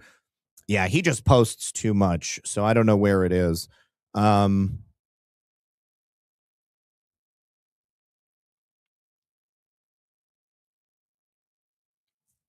Yeah, but I mean, he's got a lot of good policy points, but just the issue of allowing illegals to get some kind of status just because they're working here illegally, I can't jive with that. Okay, I'll find it and we'll talk about it tomorrow. Okay. Oh, also, I forgot to mention this at the start of the show, guys. Byron Donaldson, not voting for Byron Donaldson. No, Byron Donaldson refuses to debate anybody. And there are other people who have been shut out of the debates. That is very different from Byron Donaldson refusing to debate people. Matt Taylor, a.k.a. Matt the Welder definitely Matt the Welder for Agriculture Commissioner, yes. The guy that everybody's pushing is Wilt Simpson, but he's like a developer or something like that. Yeah, I will not be voting for Byron Donalds. And I'm not going to tell you who to vote for, but I think Byron Donalds is bad news. And I don't think that he is accurately going to reflect the needs of Floridians moving into the future. I forgot to mention this at the beginning. The Justice Department has just decided that Americans can legally carry inside U.S. Postal Service buildings if they, and this is now overriding the public carry ban, and it may end up applying to other federal facilities.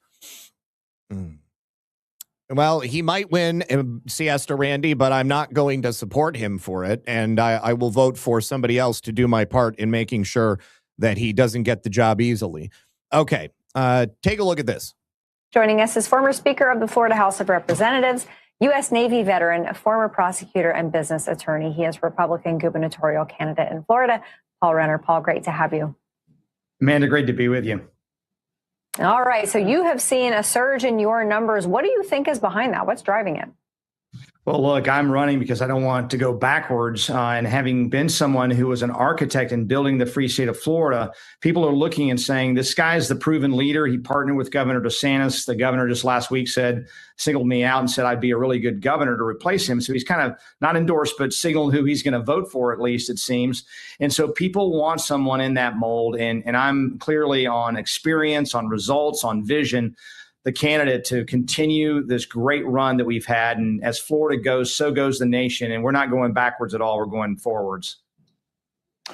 There's so much that Florida has done that has now become a model for the country. And Paul, when I look now, that dynamic still continues. Now the state is looking at things like property tax relief, particularly as property values have gone up there.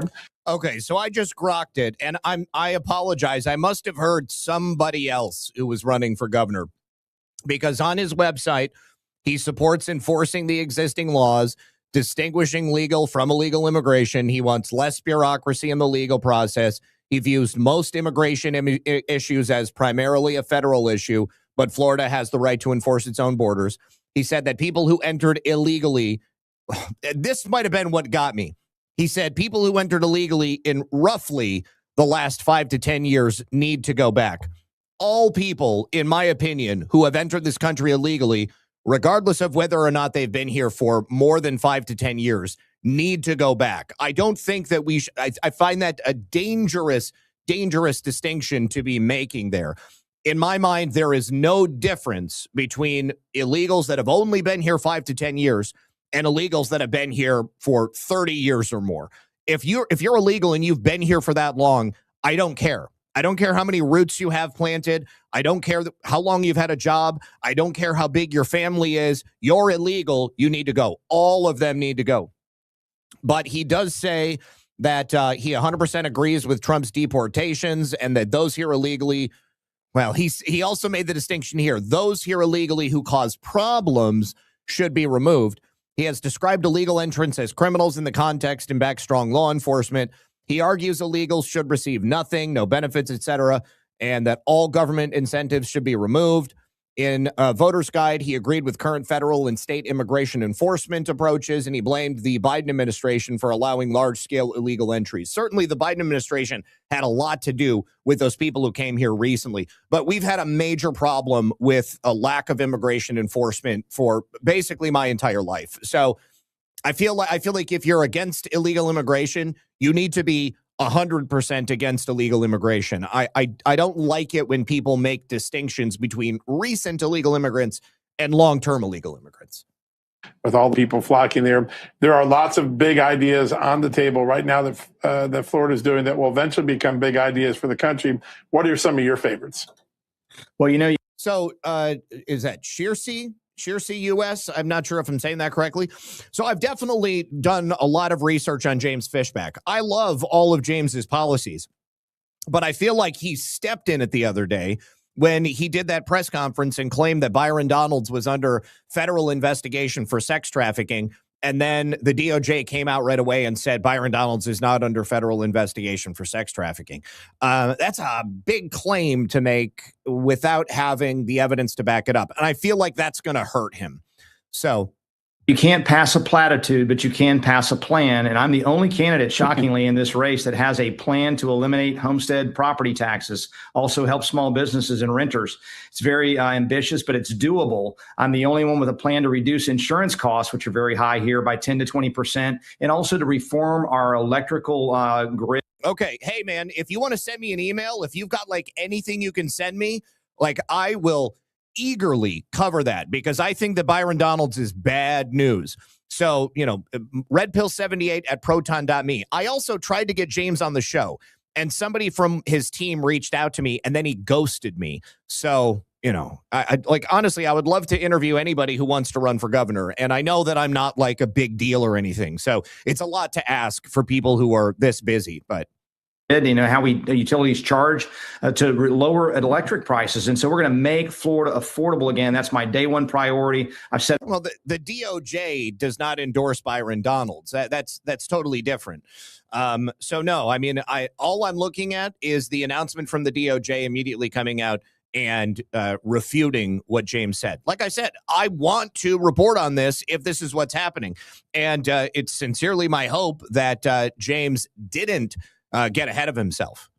That a contract with Florida for a first 100-day ambitious agenda, and that's the first thing we're going to get after is making Florida affordable. We've become a victim of our success. Yeah. All right, Paul, how about safety? When it comes to the state of Florida, you oftentimes, unfortunately, you get to see all of these videos out of cities like Miami. There were a number of people who debated, but there were a number of other guys who who were blocked from even taking part in the debate. The Byron Donalds is not one of the people who was blocked from debating. And that is primarily my issue with it, is that he chose not to debate because he did not want to be on a debate stage with other people. There's no excuse for ghosting one of the people. You know, I mean, I don't want to, like, you know, draw any conclusions or anything. I mean, I'm sure that they're super busy, but, you know, I got real excited there for a second. You have your receipts. Okay. At Barry Hoey, PA, Florida 8. Well, I know that the Florida AG endorsed Donalds, but it was the Department of Justice, not the Florida AG, that made the comment on it. Anyways, a federal investigation is different from a state investigation. I will definitely go check out your Twitter account right now. Barry Hoey, PA. Hold on. Let me copy that. Okay, dude. I'll check it out right after the show for sure. And we'll talk about it tomorrow. All right. Now, this is the main event, you guys. The main event. A federal court has ruled against Planned Parenthood. This is a devastating blow and a major win for the lives and souls of children all across the United States of America. Now, this is a federal appeals court that has just delivered this massive setback to Planned Parenthood and the Planned Parenthood Federation of America. They have dismissed this abortion giant's attempt to escape liability. What we're talking about here, and I've reported on this from the beginning, it's a long-running Medicaid fraud case that now that this nearly $2 billion judgment has been passed against Planned Parenthood, this could quite literally bankrupt them and destroy their ability to continue operating. So they took nearly $2 billion, $1.8 billion in taxpayer funds that they were not eligible for. Now, the decision was handed down yesterday in a full en banc U.S. Court of Appeals for the Fifth Circuit, where they dismissed Planned Parenthood's interlocutory appeal for lack of jurisdiction. So the ruling returns this high-stakes False Claims Act lawsuit to the federal district court in the Northern District of Texas. There, a Trump-appointed judge, Matthew Kacsmaryk, had previously rejected Planned Parenthood's bid for immunity. So the case is U.S. and Alex Doe versus Planned Parenthood. It stems from the explosive 2015 undercover videos that were produced by the Center for Medical Progress. And I have spoken about this for many, many years. I know I've gone into detail by allowing the videos of these representatives of Planned Parenthood to pay, and people have been highly disturbed by it. But there's a reason I wanted those videos to be seen by people. Just because they're disturbing does not mean that we should not confront the reality of the situation. People, you go to Planned Parenthood for an abortion. For a lot of people, that's all they need to know. For many others, it's enough for them to ignore everything else because in their mind, abortion is healthcare. But if they finally really understand the true evil of what Planned Parenthood does, then I think that might change their mind about it. And I know that pretty much everybody who watches the show is pro-life, but there may be some people in the audience who are still like on the fence of being pro-choice because they don't understand the true nature of what abortion actually is. I mean, it's murder. It is the brutal murder of children in the womb. And now we've gotten to the point, because people have refused to confront this and the reality of it, we're now at the point where in Massachusetts and a couple of other Democrat states, you can murder a baby at the moment that it comes out of the womb. You can wait until it's 9 months gestated in the womb, and you can kill that baby. And it's totally legal in those states. So I think we have to confront the brutal reality of what Planned Parenthood is and what they do. So the videos captured Planned Parenthood officials discussing the harvesting and potential sale of aborted baby body parts. Now, in that undercover video, you had Dr. Ann Schultz-Ain. She was the chief medical officer of Planned Parenthood in the Gulf Coast. And Tram Nguyen, she was an RN and vice president of abortion access at Planned Parenthood Houston. They are discussing on camera the gruesome details of these procedures, and they are discussing it as if they're talking about what they're going to get for lunch. In one particularly harrowing exchange, Schultz-Ain says, "You told me about the proposition, and now every time I do a D&E, a dilation and evacuation, it's a type of abortion, I'm like, oh, there's some lungs. Oh, there's some kidneys." And then, of course, the footage captures Nguyen laughing as she recalls one of these particularly gruesome circumstances. And I won't go into any more detail about it, but she's like, talking about the baby's body parts and how you can tell exactly what it is. In response, Texas and Louisiana terminated Medicaid eligibility for 3 Planned Parenthood affiliates. And this is where the $1.8 billion comes in, because despite the fact they were terminated from being able to collect Medicaid money in those areas, Planned Parenthood continued billing for Medicaid services, while at the same time they were fighting the states in court under temporary injunctions. So after the Fifth Circuit sided with the states and allowed these terminations to take full effect, a whistleblower who is known as Alex Doe, this is widely understood to be connected to this original undercover investigation, filed a lawsuit under the Federal False Claims Act and the corresponding state laws. So the suit alleges that Planned Parenthood and their affiliates knowingly submitted false claims and failed to return the millions of dollars in improperly collected Medicaid reimbursements. Under that False Claims Act's treble damages and per claim penalties, the potential judgment has an estimated worth of approximately $1.8 billion, almost $2 billion. So this three-judge panel had sided earlier with Planned Parenthood, and they held that the organization was entitled to attorney immunity for the advice given to them by their lawyers. But once the full Fifth Circuit granted rehearing, they have now wiped that panel decision away, and they've dismissed their appeal. So the court held it lacked jurisdiction over the collateral order doctrine because the claimed immunity would not shield Planned Parenthood from the entire lawsuit or prevent it from standing trial on any of the key claims.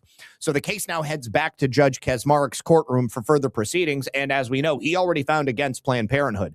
So if this whistleblower and the states ultimately prevail, Planned Parenthood is going to be ordered to repay the government for the years of continued billing, even after the states had already moved to cut them off from Medicaid. So $1.8 billion is not something that Planned Parenthood simply has on hand. This will force them likely to liquidate, go into bankruptcy proceedings, and they will no longer be able to continue to kill babies around the country. And that, my friends, is a really, really good thing. Thank you to Warrior Mima, who says, I'm number 99 on the likes, but I'll pay $5 more for likes too. Come on, guys. Zach deserves it. Thank you so much. Appreciate that. Thank you to G. Fontez, who says, Obama's warrantless wire phone tapping of the Associated Press. Or how about the wiretapping of President Trump? How about all of the Russiagate scandal investigations? Following his signing of the 2012 NDAA, including the Smith-Mundt Modernization Act, a firm message to the mainstream media from the top down, perhaps. Oh, yes, absolutely. That's exactly what it was. He wanted to tell them that they could not hide. Obama also prosecuted a number of journalists for speaking truth to power. Principled Enigma says, one of the reasons I support you is because you do not engage of softening the blows or censorship. Except the people being really stupid, we don't have time for stupid. I agree with you 100%. And thank you very much for recognizing this. All right, so wonderful news for the Trump administration as well in the International Trade Court. They have just approved President Trump striking down this massive loophole that was being used by foreign shippers so they could avoid paying America billions of dollars in tariff money. Now, if we take a look at President Trump's announcement right here on Truth Social, let me turn off the music. He said, big win today in the U.S. Court of International Trade on one of the most despicable loopholes in American trade policy, the so-called de minimis exemption. So for years, foreign shippers could send packages worth up to $800 into our country. They would get it duty-free. They would not have to pay a tariff. There would be a lot less scrutiny on it because theoretically it's a small, inexpensive item. And it became a giant loophole for people who wanted to cheat on tariffs. And it became a pipeline that was exploited by fentanyl traffickers, counterfeiters, and other criminals who were shipping dangerous and illegal products into the United States. He says the numbers were staggering. In 2024 alone, de minimis cost America an estimated $10.8 billion in foregone tariff revenue, and an astonishing share of narcotics and counterfeit seizures came through the same de minimis channel. So we closed it. With the stroke of my mighty pen, no auto pen, we ended this ridiculous giveaway and made foreign goods play by the rules. Well, of course, the importers sued, and today they lost. The court ruled that the president had the legal authority to rescind this so-called privilege. America is now safer. Our workers are better protected, and billions in tariff revenue that used to slip through this loophole can now instead be used to help pay for our great military, tax relief, no tax on tips, no tax on Social Security, America First Trade, and America First Law Enforcement. Let's effing go. Love to hear about that win. All right, now let's go from a win to a momentary setback. A Clinton-appointed judge has just temporarily blocked the administration from removing the LAHSA, that is the Los Angeles Housing Authority. They were found by the government to be engaging in massive amounts of fraud with little to nothing to show for the money they were spending and they were getting from the federal government. So they were attempting to claw back money from the Los Angeles homelessness funding system. So the judge has, for the time being, blocked that money from being taken back from LA. That's roughly $241 million.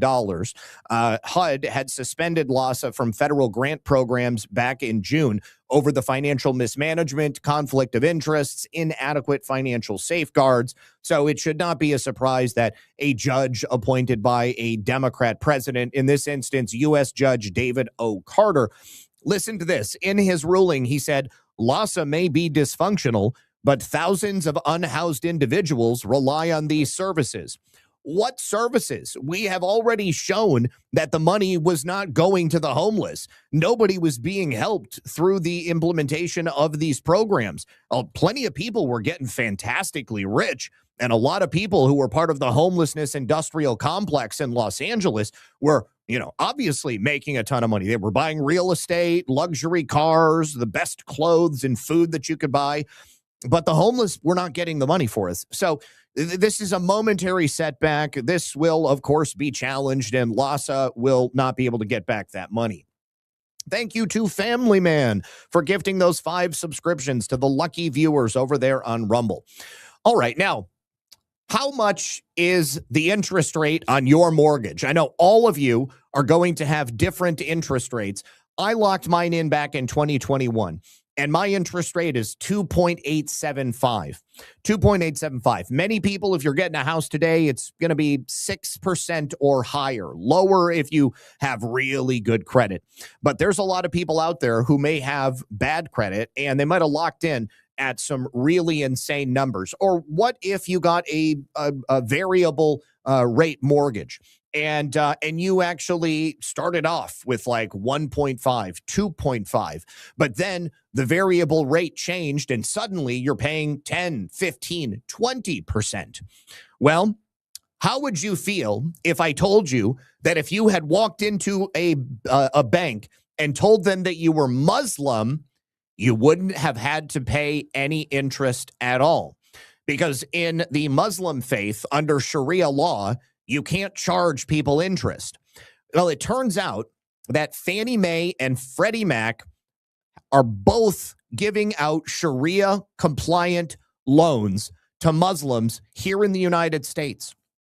Natalie Winters figured out that Fannie Mae and Freddie Mac have a specific code called Musharaka Islamic Finance Mortgages. Fannie Mae and Freddie Mac explicitly recognize financing designed to comply with Islamic law. Take a look at this. Mortgages typically are evidenced by mortgage rates, secured by mortgages or deeds of trust or other similar security instruments, creating liens on 1 to 4 family residential properties. Mortgages include both whole loans and participation loans in interest, and they may have been originated for the purpose of purchasing, refinancing, or rehabilitating the mortgaged properties. The mortgaged properties may be owner-occupied properties or non-owner-occupied properties, such as second homes or investment properties. Mortgages may vary in form based largely on state law. They may take the form of other financial and security arrangements to finance residential properties over a fixed term. These other arrangements are designed to provide a holder with the same rights and remedies as the holder of a mortgage, and accordingly, we treat these sorts of arrangements as mortgages. Examples include cooperative share mortgages and arrangements designed to comply with Islamic law. You can see right here, they go into a little bit more detail, Musharaka Islamic Finance Mortgages. So, yeah. Now, Natalie Winters posted this and mentions, and then the Wuhan fourth turning swan says, wait a second, the IRS allows deduction loopholes for Sharia-compliant loans and mortgages that are non-interest bearing. So it looks like the IRS also has their own pass-throughs for Islamic types of financing. Now, the good news is Bill Pulte, of course, he's the head of FHA. He said, we are looking into this right now. Thanks for mentioning. There should be no such thing as an Islamic Sharia law compliant mortgage loan. And if somebody out there is getting interest-free mortgages, then why in holy hell are we not all getting interest-free mortgages? Absolutely insane. I can't wait to see what Bill Pulte comes up with as a result of looking into this. I'll keep you guys informed. Don't worry. All right. Now, to close out the show, we're going to take a look at some recent advancements in immigration enforcement and visa reevaluation and reform. I'm going to open up here with a situation in my home state of Florida, Hallandale Beach, Florida. This illegal woman was in line at a juice bar when she was arrested by ICE and dragged away in tears.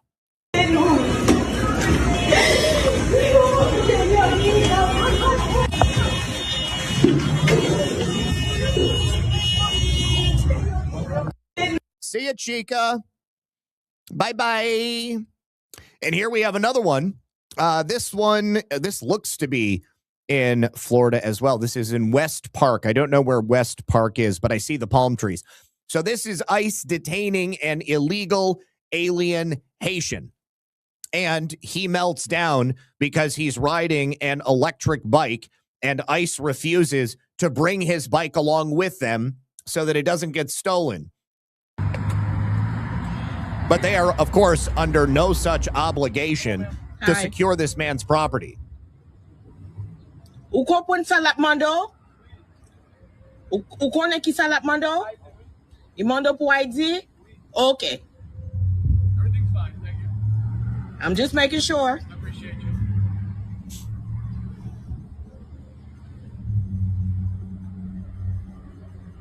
Are you in immigration proceedings? Are you in any proceedings for immigration? Can you help translate? Would you like that? No? Okay. What a bee.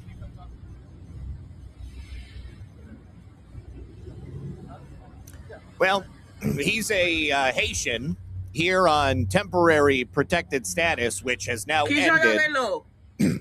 Temporary. Temporary means temporary. Yeah, you're not going to need your bike, Jean-Pierre. I'm trying to ask him for his name so I could probably get in contact with his people information. Will to Push Forward says it looks like it was a situation for her. Lee Walden says, if I'm not mistaken, Pulte was the director of Fannie Mae and Freddie Mac. He's also the head of FHA, so he's running all of it. FHA is what oversees Fannie Mae and Freddie Mac. Okay. But we know. Jean-Louis Kissa.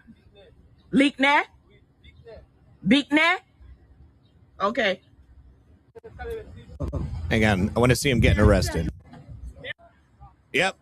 But we know encore. Jean-Louis. But we leave me au téléphone. But we moun karele. Yeah, you can leave all your stuff, buddy. We're not going to need to take it with us. Your phone won't work in Haiti anyways. 305? But we leave me au 305? 305? I'm a civilian. I know what I'm doing. Y'all put this on the Ring camera. Put this on TikTok. Put this on Facebook. No, that you voice. You didn't even get his ID. You didn't. Did you run his ID? Oh, what these people fail to recognize is that when these Haitians came to the United States and were given temporary protected status, they got records on all of them. Okay, they know who they are. They don't show up someplace unless they're looking to get somebody like this and arrest them. No, so what I'm saying, Nuke Hayes, is that his American cell phone won't work in Haiti. He's going to need a Haitian cell phone. He's going to need like a new SIM card and all of that. So I don't know. Maybe they do have more cellular coverage, or maybe it's like South Africa where they're pulling down all of the copper and the pieces so that they can sell them. I don't know. But he's going to need a different cell phone once he gets to Haiti. Either way, this is particularly interesting. So just the news reached out to ICE and DHS because they were looking for records related to Ilhan Omar and the fraud probe, as well as her immigration criminal actions that we believe she took when she married her brother, etc. Now, the federal government is refusing to turn over those records related to any investigation conducted by Immigrations and Customs Enforcement into the allegations of immigration fraud when she married her brother. They have cited a legal exemption for ongoing investigations. Now, this was from a Freedom of Information Act request that was filed back in January, and they are seeking records pertaining to any investigations conducted by ICE into Representative Ilhan Omar, and it is alleged she married her brother in order to help him stay in the country. Of course, as you all know, Omar has denied the allegations. There's no court records, there's no DNA evidence currently, but there was DNA evidence that was taken previously. And on the day that that was supposed to be released, the Biden administration arrested that guy and charged him with sex trafficking. But there is no other documentary proof that has ever been substantiated to say that Ahmed Noor Saeed Elmi, who was Omar's legal husband from 2009 to 2017, was her biological brother. We do have lots of circumstantial evidence to show that. However, if there is an ongoing investigation, obviously that would be something we would want to have them looking into.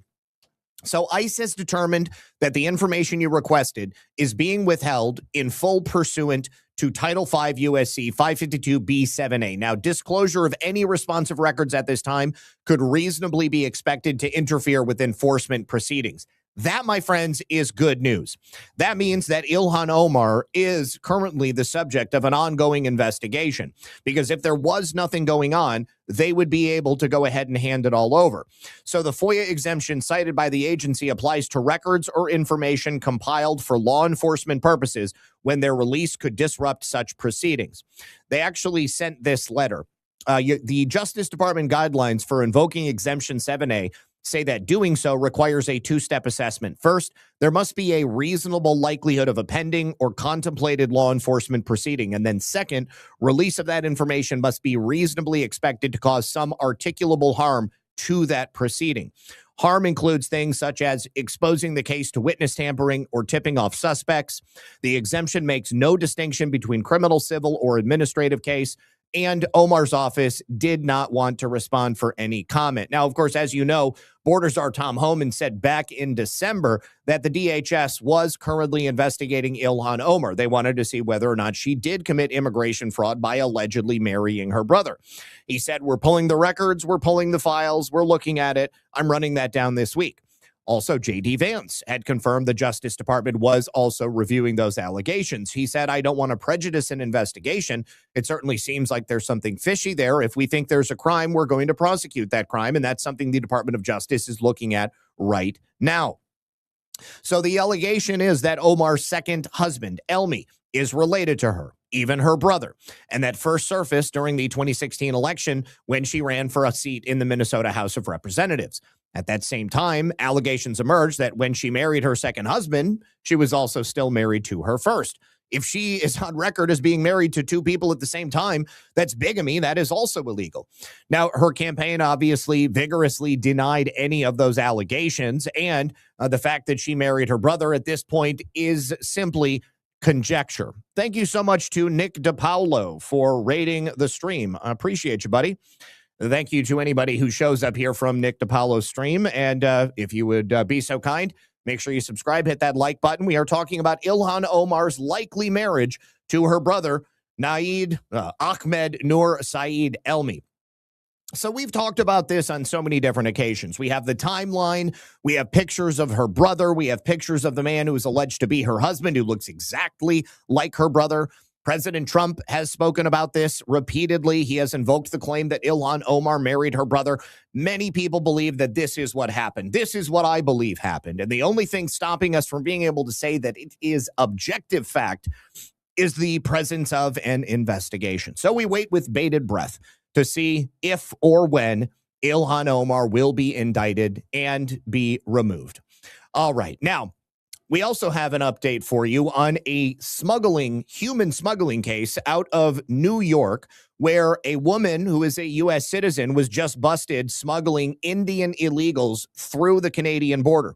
She's an American citizen. She's facing years in prison because she helped smuggle illegal aliens across that Canadian border into the United States hours before President Trump was sworn back into office. So the Justice Department announced the details of this case against a woman by the name of Stacey Taylor. She's a 43-year-old resident of Plattsburgh, New York. Do we have any Plattsburgh, New York residents in the audience? It would be funny if people know her.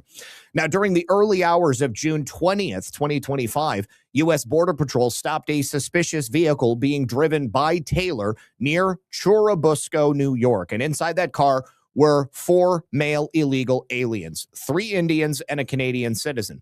After they examined Miss Taylor's cell phone, agents discovered she had been provided the coordinates where she would be able to find the men after they crossed that international border on foot. She told authorities she had been promised payment to transport these men into the U.S. interior. And the additional review of Taylor's phone showed there were text messages that indicated she had been involved in multiple other human smuggling events in the days prior. After she was arrested in January of 2025, she subsequently stopped. She was also subsequently stopped once again in another suspected alien smuggling venture in August of 2025. And then again, she was implicated in another alien smuggling adventure back in September of 2025. So now Taylor has pled guilty to conspiracy to engage in alien smuggling, along with 4 counts of alien smuggling for profit. She will be sentenced on December 3rd, and she faces a statutory minimum of 5 years in prison. If you or someone you know thinks that you are aware of an alien smuggling enterprise here in the United States, you can call ICE at 866-DHS-2-ICE. Once again, that is 866-DHS-2-ICE.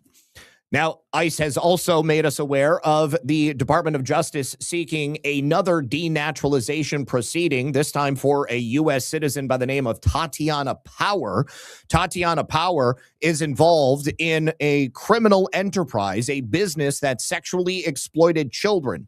This was before she became a U.S. citizen. However, they also allege that after she obtained citizenship here in the United States, she was also convicted of laundering money in connection with a business that sold child sex abuse materials. So the U.S. authorities allege that the court should revoke her citizenship because she procured that citizenship by concealing her earlier crime. Not to mention, she's a pedo, or she's involved with pedos, and as far as I'm concerned, there is no distinction between them. All right. Now, yesterday we talked about that student visa loophole, which has allowed people coming from other countries to essentially go through a series of visa portals and skip from one to the next. And then if they get to the end and they can't become a citizen or get a green card, they just jump right back onto a student visa. That, my friends, is not going to continue happening. It looks like everybody participating in that racket have just been put on notice. So this is called Day 1 CPT. Certain foreign students enroll in graduate programs, and those graduate programs and their presence in them allow them to begin working essentially from the start of the program, which means they just start all over, the clock resets. Now, new guidance has been published tightening the rules on exactly how this is supposed to work. So CPT must be a core and essential part of the degree. The student must be unable to complete the degree without working, and the work requirement must apply to all students in the program, not just the immigrant seeking the visa. Schools cannot use CPT simply to create work opportunities. Schools can face investigation if they abuse this visa application process. DSOs can face consequences for improper authorizations, and schools can risk losing their SEVP certification, which means they wouldn't be able to have these types of students in the future. Now, this goes directly to the controversy we spoke about yesterday surrounding the Day 1 CPT programs, including people who enroll in another degree program so that they can then maintain that student status and just continue working. So they are basically asking, are you actually coming to America to study? Or Are you enrolling in school to get work authorization? This is the first time they have ever attempted to address this. Now, SEVP stands for Student and Exchange Visitor Program, and CPT is Curricular Practical Training. So if people come to the United States seeking to stay here indefinitely, they are no longer going to be able to use this as a means to do so. It is very, very good news. All right, we also have another piece of rule change that is coming from the DHS. They are now going to limit IT body shops that use H-1Bs at third-party clients, and they are creating consequences for those people and those businesses that are violating visa rules. This is not perfect, but it's a step in the right direction. So essentially, DHS proposes to reform the H-1B program by revising eligibility for cap exceptions, providing greater scrutiny for employers that have violated program requirements, and increasing oversight over third-party placements, among other provisions. These changes are intended to improve the integrity of the H-1B non-immigrant program and better protect U.S. workers' wages and working conditions. So these body shops, what they do is they basically will go out and seek jobs for people, or they will even create companies and then have these people come in under these H-1Bs. The body shops can quite often be found to be abusing the H-1B program. If you'll remember the clip we played of I forgot what his name is. The Office of the Inspector General that went around to that building in Texas that was supposed to be employing some 500 H-1B applicants, and there was nobody working. All of the businesses appeared to be fraudulent. Likely it's connected to this type of circumstance here. So tightening H-1B, making it more difficult. Now, in relation to that, we already know President Trump is constricting the legal migration from over 100 countries. We've got a travel ban on 39 countries. There is a processing visa freeze on 75 additional countries. And then they just added that bond requirement to another 50 countries. And two of the largest recipients of H-1Bs, India and China, have also now been put into a position where they are severely restricted from being able to bring people over here. Now, if we take a look in Cuba and the Dominican Republic, green cards have been cut by 99.8%. That was one time among the top 4 people who would get permanent lawful status here. The border is obviously closed to Mexico. There have been no migrant releases for the last 15 months.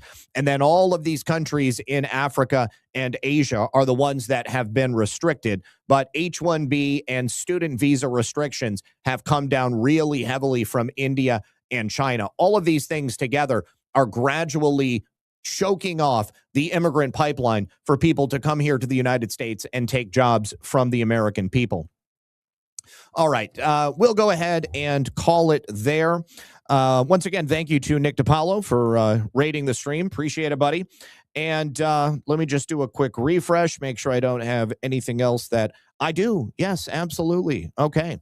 So thank you to the final sponsor of today's program. That's going to be the good folks over at Rumble. You guys know you hear a lot about crypto all the time, but here is something that a lot of people miss. Crypto was created so that you could actually own and control your own money, because after the 2008 financial crisis, Bitcoin was designed as an alternative to banks. Instead of a bank holding on to your money, delaying transfers, limiting access to your own funds, it puts you in control. And if you've ever had to wait for a transfer to clear, you understand what that problem feels like. So fast forward to today, everybody's heard about crypto, but if you're not in it, then it might seem a little complicated, maybe a little confusing. That's why Rumble Wallet is great. It takes all that complexity out of it. It makes it very simple. You choose what you want to work with, whether it's Bitcoin, dollar-backed stablecoins, or even digital gold backed by real gold. It's not complicated to set up. It connects directly with MoonPay, so you can use your credit card, debit card, or your bank account, and you're up and running in just a few minutes. And then once you get set up, you can even support your favorite Rumble creators like me or others directly.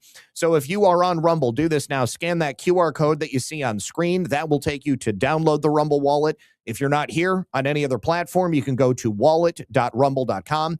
You get in, you get set up, and then you tap buy and you're in the game. And in just a few minutes, you go from hearing about crypto to actually owning some.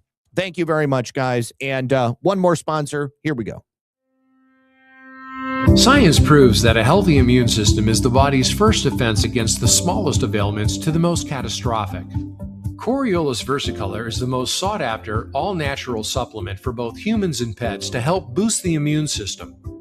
There are over 400 studies worldwide on its effectiveness in humans, including Sloan Kettering Cancer Center, MD Anderson Cancer Center, and now from the University of Pennsylvania School of Veterinary Medicine. Together, we can help reverse this terrible tide now plaguing your loved ones and give them the immune-boosting supplements that they need. All right. redpillnews.petclub247.com. Check them out. They and all of the other sponsors of the program, all of the normal sponsors, just every day are in the description of this and every video that I publish. Couple of final thank yous over there on Pill Doodah Man says, Zach, are you familiar with Ali Shakani? He's a constable at a police department in Texas, and he's a Republican. I believe you will find him interesting, especially with what he's doing with his position. Much love, peace. I do not know about him, but I have pulled up his information. I'll investigate, and we'll talk about it tomorrow. Thank you also to Sean Joe for the cookie. Thank you to Mighty Patriot for the shades. And finally, thank you to Filter Dog, who says, thank you for your tireless work. Thank you, my friend. I really appreciate you being here, and thank you so much for your generous support each and every day. I am going to set up a raid and send you guys someplace else, and it's going to be a surprise. So have a wonderful day, you guys. Hopefully you can join me here tomorrow at 5 p.m. for another episode of Red Pill News Live. Until then, good luck and God bless. We'll see you.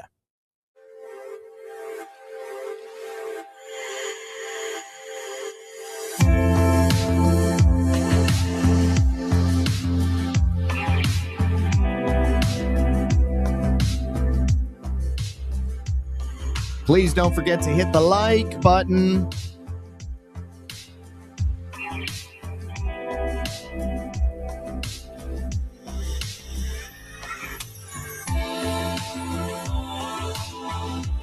All right, I'm sending you to Quite Frankly.